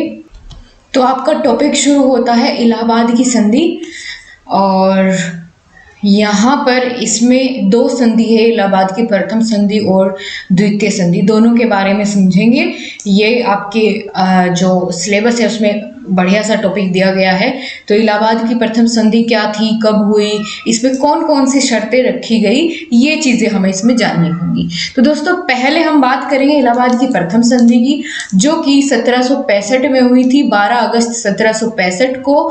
और ये जो संधि थी वो मुगल सम्राट शाह आलम द्वितीय और इसके साथ बंगाल के नवाब निजामुद्दौला और इसके साथ कलाइव के हस्ताक्षर के साथ इसका जो संधि थी ये हुई थी इनके बीच में। और इस संधि की कुछ शर्तें रखी गई थी कि भाई जो मुगल सम्राट शाह आलम द्वितीय था उसने बताया कि भाई 12 अगस्त के फरमान के जरिए बंगाल, बिहार और उड़ीसा की दीवानी कंपनी को दे दी जाए, है ना। और इस संधि में जो 12 अगस्त को हुई थी, इसमें मुगल सम्राट शाह आलम द्वितीय ने क्या किया, बंगाल, बिहार और उड़ीसा की जो दीवानी थी वो कंपनी के हाथों में सौंप दी। मतलब उसका जो कामकाज था, है ना, उसका जो राजकाज था वो सारा कंपनी के हाथों में सौंप दिया। उधर फिर सम्राट को अवध के नवाब से कड़ा और इलाहाबाद के जिले लेकर दे दिए गए। और इसके अलावा मुगल सम्राट को 26 लाख रुपए प्रति वर्ष पेंशन के रूप में दिए जाने का इसमें इस संधि में निर्णय लिया गया था। ठीक है, अब इसके बाद फिर होती है इलाहाबाद की दूसरी संधि, ये 1765 में 16 अगस्त को होती है। और यह संधि अवध के जो नवाब थे शुजाउद्दौला और कलाइव के बीच में हुई थी। ठीक है, कंपनी को अवध से कर मुक्त व्यापार की सुविधा इसमें उपलब्ध कराई गई संधि में। और अवध का राज्य कड़ा और इलाहाबाद को छोड़कर नवाब को वापस मिल गया था, ये इनके स्थान थे। ठीक है, इलाहाबाद और कड़ा इसको वापस, इसके राज्य को वापस इसको ही दे दिया गया। फिर कंपनी को 50 लाख रुपए एवं चुनार का दुर्ग अवध से प्राप्त हुए थे। ये थी जो है इलाहाबाद की दूसरी संधि। अब हम आगे बात करेंगे, हमारा नेक्स्ट टॉपिक शुरू हो जाता है और ये टॉपिक यही समाप्त होकर के अब हम अगले टॉपिक पर बात करेंगे। यूनिट नंबर 6, इसमें हम लोग जानेंगे कि भारत में अंग्रेजी साम्राज्य की स्थापना कैसे कैसे होती है, कौन कौन से गवर्नर जो है भारत में अंग्रेज बनाते हैं। ठीक है, कौन पहला गवर्नर जनरल था, कौन गवर्नर था, कौन फिर भारत का जो है गवर्नर जनरल बना। इनके काम क्या क्या थे, यहाँ से पेपर में आ जाता है कौन कौन से जो ये गवर्नर जनरल बने, इन्होंने क्या क्या काम किया अपने अपने शासनकाल में, इनके बारे में हम लोग देखेंगे। तो सबसे पहले बात करेंगे रॉबर्ट क्लाइव की। रॉबर्ट क्लाइव कौन था? बंगाल का पहला गवर्नर था। ठीक है, ये वही रॉबर्ट क्लाइव है जिसने प्लासी के युद्ध का नेतृत्व किया था। तो आपको पता होना चाहिए, सबसे जरूरी बात इसमें यही है कि ये बंगाल का पहला गवर्नर बना था। ठीक है, पहला गवर्नर, ये इस नाम पर आप ध्यान देंगे क्योंकि आगे जो नाम मैं बताने वाली हूँ उसमें बस चेंज इतना होगा कि वो गवर्नर के साथ जनरल लग जाएगा। ठीक है, तो ध्यान दीजिएगा, बंगाल का पहला गवर्नर, खाली गवर्नर कौन बना? Robert Clive. ठीक है, भारत में अंग्रेजी शासन का जन्मदाता इसको कहा जाता है और इसने भारत में द्वैध शासन को आरंभ किया। ठीक है, तो ये हो गई पहले रॉबर्ट क्लाइव की बात। जो जरूरी है सिर्फ उतना उतना जानते चलेंगे। वॉरेन हेस्टिंग्स की अगर बात करें, ये था बंगाल का पहला गवर्नर जनरल। क्या था? Governor general. अभी ऊपर हमने क्या जाना था कि खाली गवर्नर कौन था? Robert Clive. फिर उसके बाद पहला गवर्नर जनरल बनाया गया वॉरेन हेस्टिंग्स को। प्रथम रेगुलेटिंग एक्ट 1773 क्या बोलते हैं, जो रेगुलेटिंग एक्ट था वो 1773 में आया था। इसके अलावा जो द्वैध शासन इससे पहले वाले गवर्नर ने शुरू किया था, इसको इसने समाप्त किया। इसने उच्च न्यायालय की स्थापना वॉरेन हेस्टिंग्स के समय में हुई, कलकत्ता में 1774 में, जिसके बारे में हमने ऊपर अभी थोड़ी देर पहले जाना था।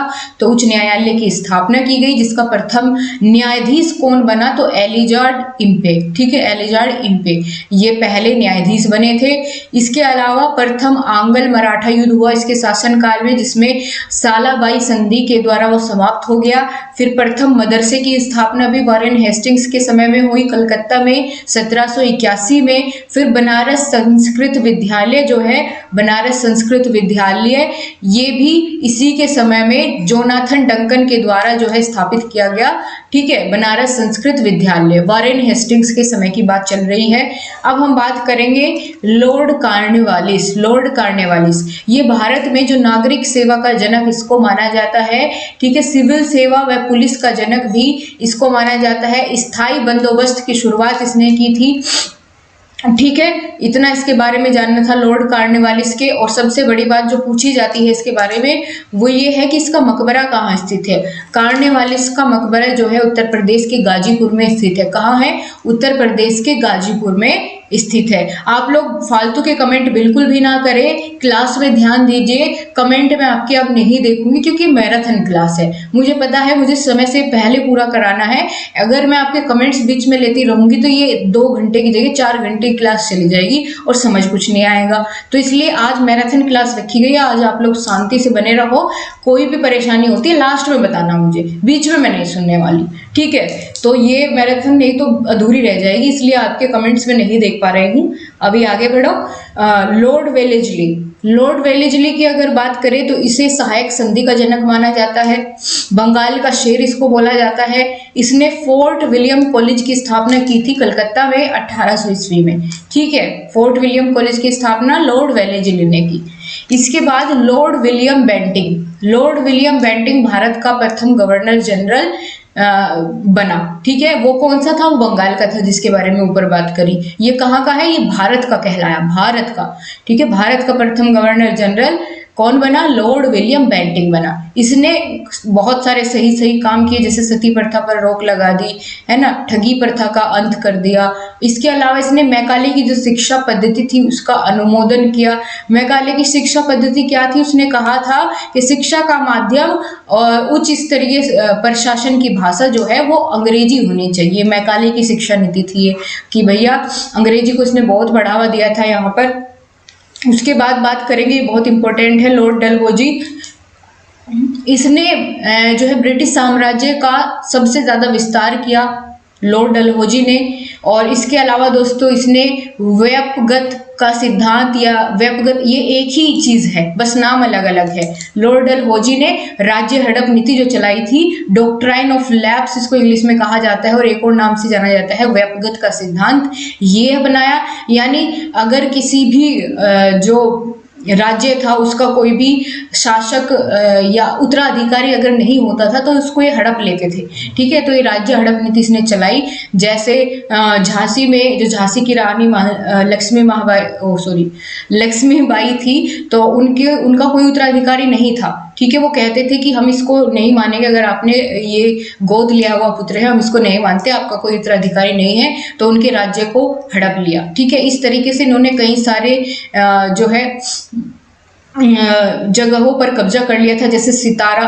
ठीक है, सितारा रियासत का अपने आप में विलय कर लिया था, मिला लिया था।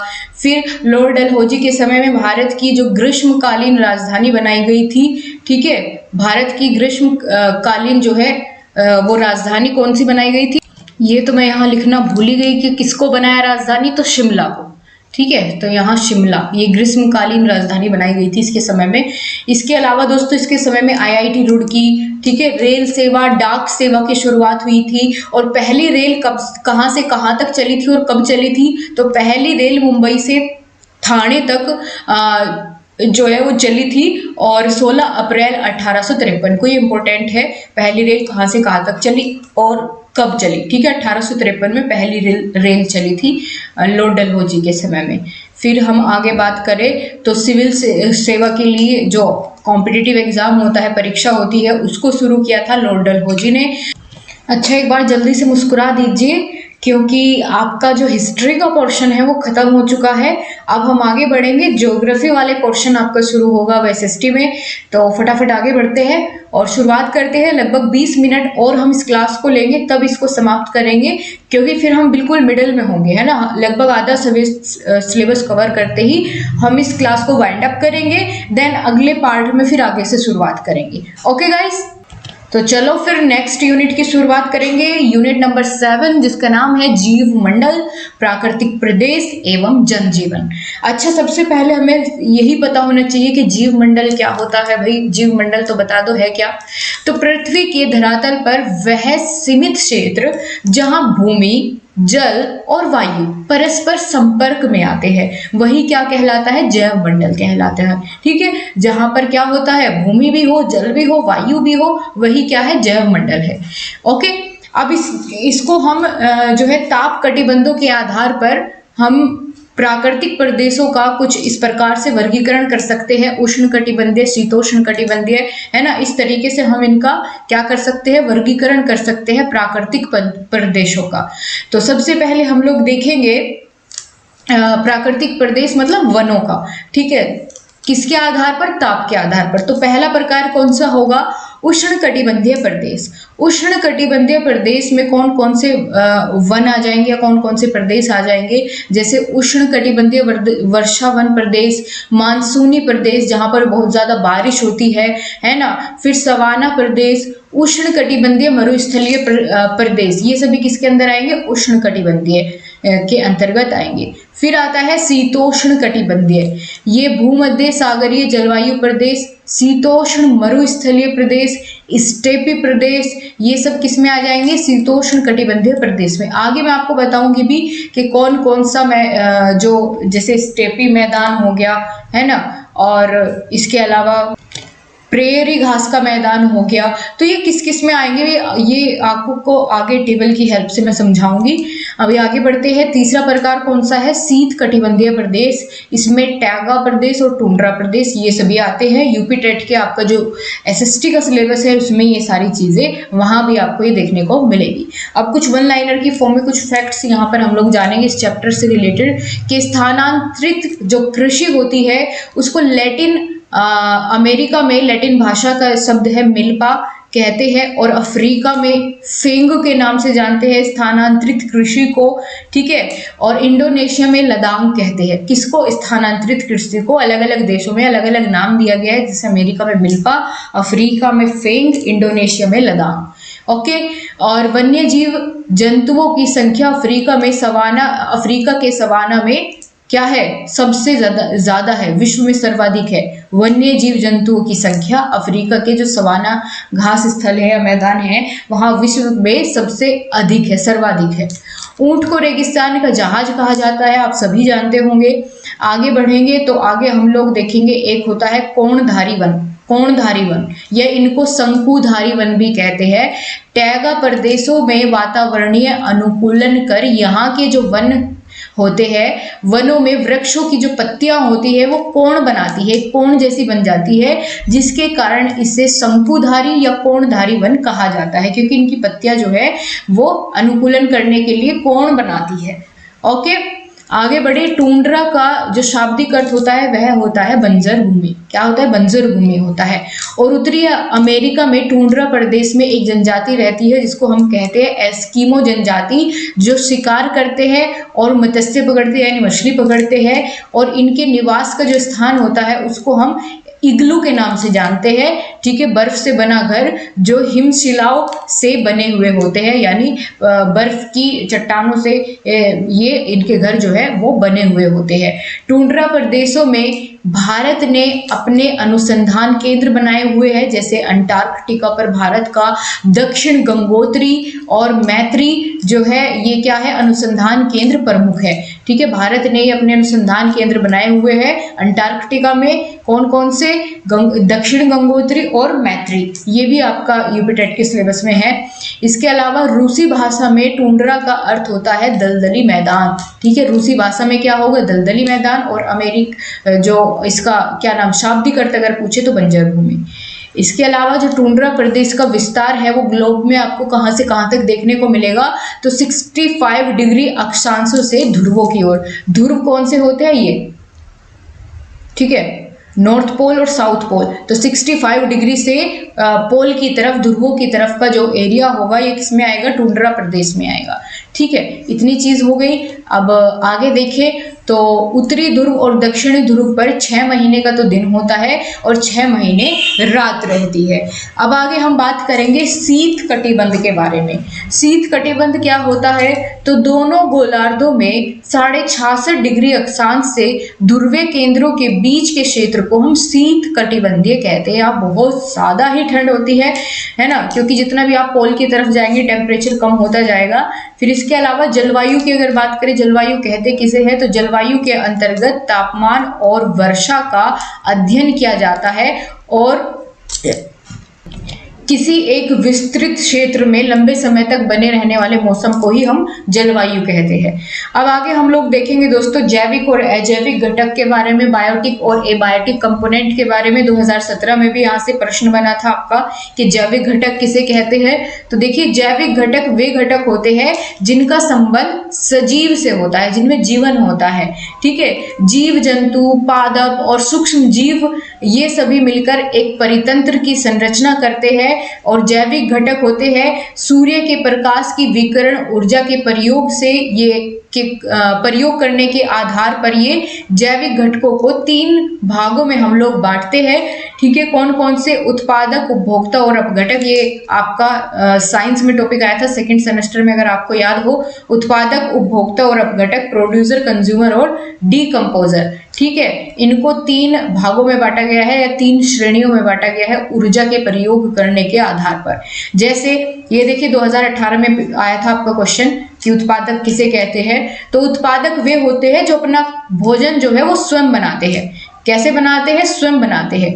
इनको हम स्वपोषी भी कहते हैं। जैसे हरे पेड़ पौधे, शैवाल, ठीक है, ये क्या करते हैं? अपना भोजन स्वयं बनाते हैं। इसके अलावा उपभोक्ता, दूसरा को क्या है? हमने पहले की बात कर ली उत्पादक, फिर आएगा कौन? उपभोक्ता।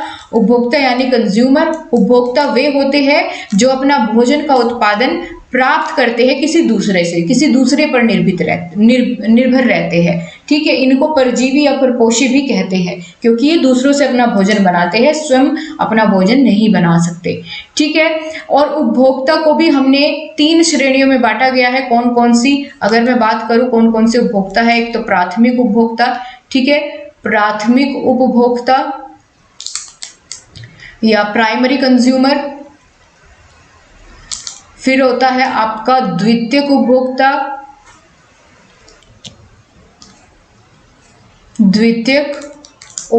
और तीसरा होता है हमारा तृतीयक उपभोक्ता। अच्छा, ये 3 भागों में या 3 श्रेणियों में क्यों बांटा?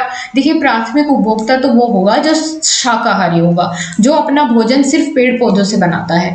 द्वितीयक उपभोक्ता में आ जाता है मांसाहारी, ठीक है, जो कौन से जानवरों को खाता है? जो शाकाहारी होता है। जैसे अगर हम बात करें मेंढक, है ना, द्वितीयक उपभोक्ता में आ जाएगा। वो क्या खाएगा?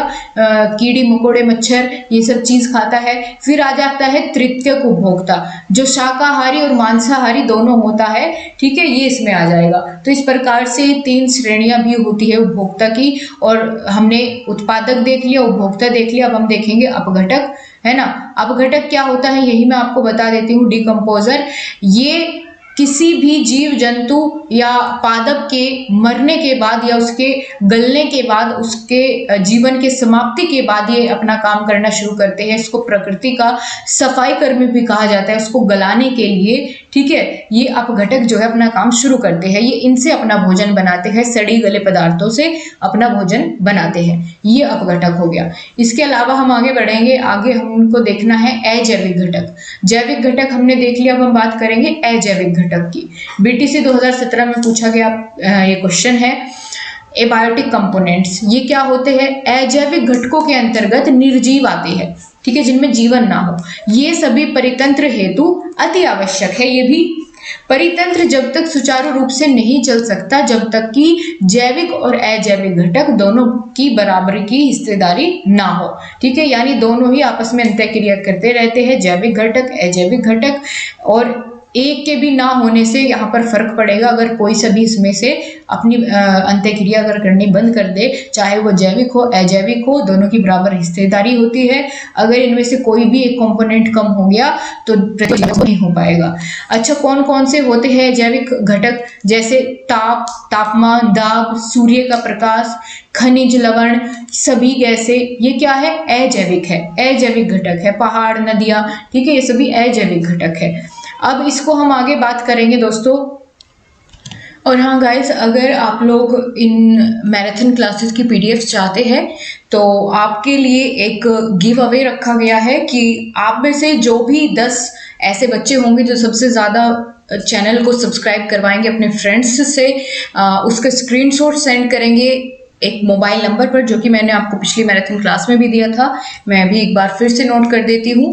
मोबाइल नंबर है 8534940990। इस मोबाइल नंबर पर आप लोग स्क्रीनशॉट सेंड कर सकते हैं और जो भी उनमें से लकी विनर्स होंगे उनको सारी ये पीडीएफ्स फ्री प्रोवाइड करी जाएगी। और बाकी सभी अगर इन पीडीएफ्स को लेना चाहते हैं, इसके अलावा जो इस लकी ड्रॉ में शामिल नहीं होना चाहते, तो वो लोग 99 रुपीज़ पे करके इन सारी जो मैराथन की क्लासेस की पीडीएफ होगी, इसके साथ साथ सारे सब्जेक्ट के राजन सीरीज के मॉडल पेपर, वो सब आपको मिल जाएंगे, ठीक है। आपको इस नंबर पर मैसेज करना है, व्हाट्सएप करना है और वहाँ पर आपको ये नोट्स जो है वो मिलेंगे। और आपको मैंने रीज़न बताया था क्योंकि बहुत ज़्यादा ऐसा हो रहा था कि मैराथन की पीडीएफ्स पर अपने अपने टैग लगाकर लोग बाग यूज़ कर रहे थे।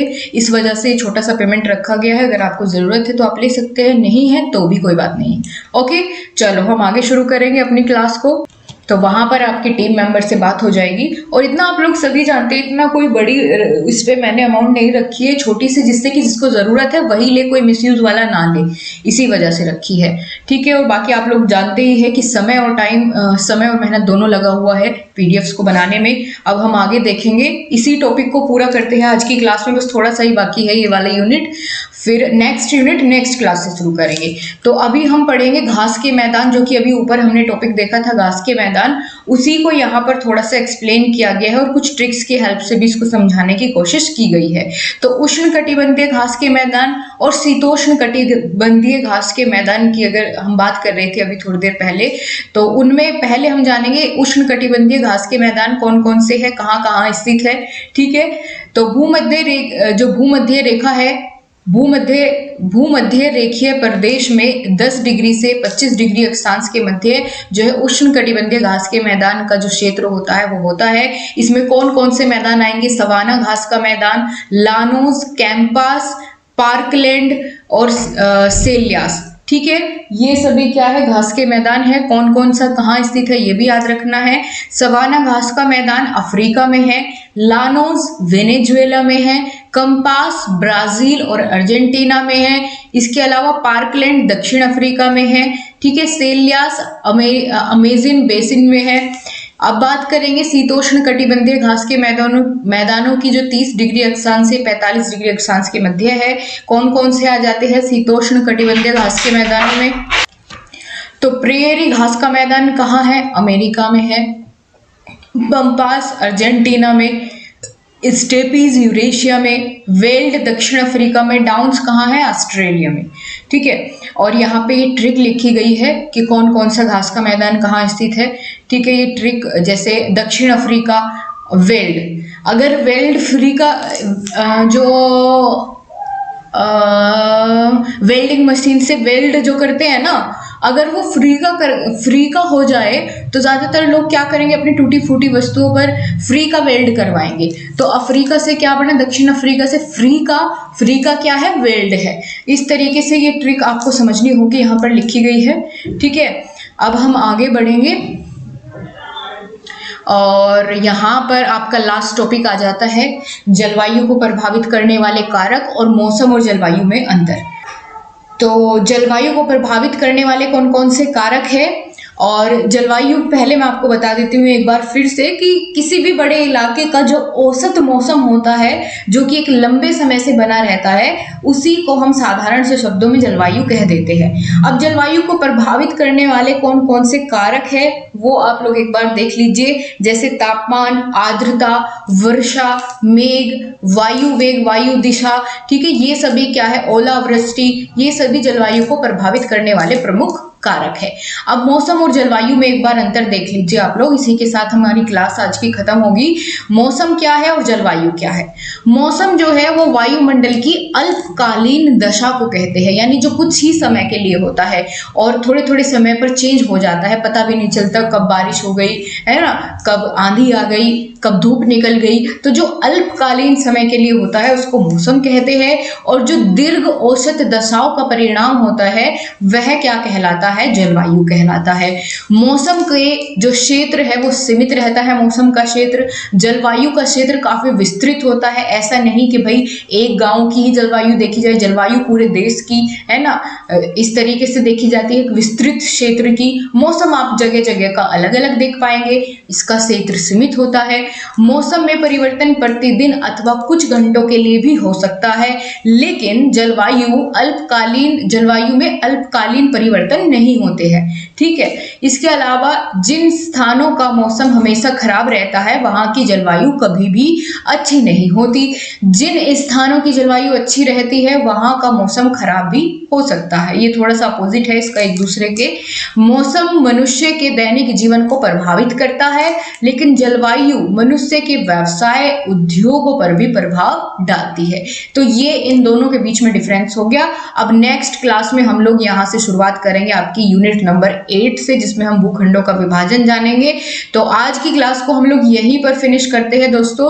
अगर क्लास आपको पसंद आई है, समझ आई है, तो वीडियो को लाइक शेयर करना आपने नहीं भूलना है, और अपने प्यारे प्यारे कमेंट के माध्यम से आप लोग जरूर बताइए आपको क्लास कैसी लगी, ताकि मैं इसको आगे भी कंटिन्यू करूं। So thank you so much guys, फिर मिलेंगे आपसे, तब तक के लिए नमस्कार, जय हिंद, वंदे मातरम। कल इसी समय 12 बजे आपका इसका सेकंड पार्ट आ जाएगा, और बाकी अगर इससे पहले आपने मैराथन क्लासेस नहीं देखी है तो कमेंट बॉक्स में उनका लिंक है, आप वहां से इजिली देख पाएंगे। सो बाय बाय, टेक केयर, जय हिंद, अपना ध्यान रखिए और खुश रहिए।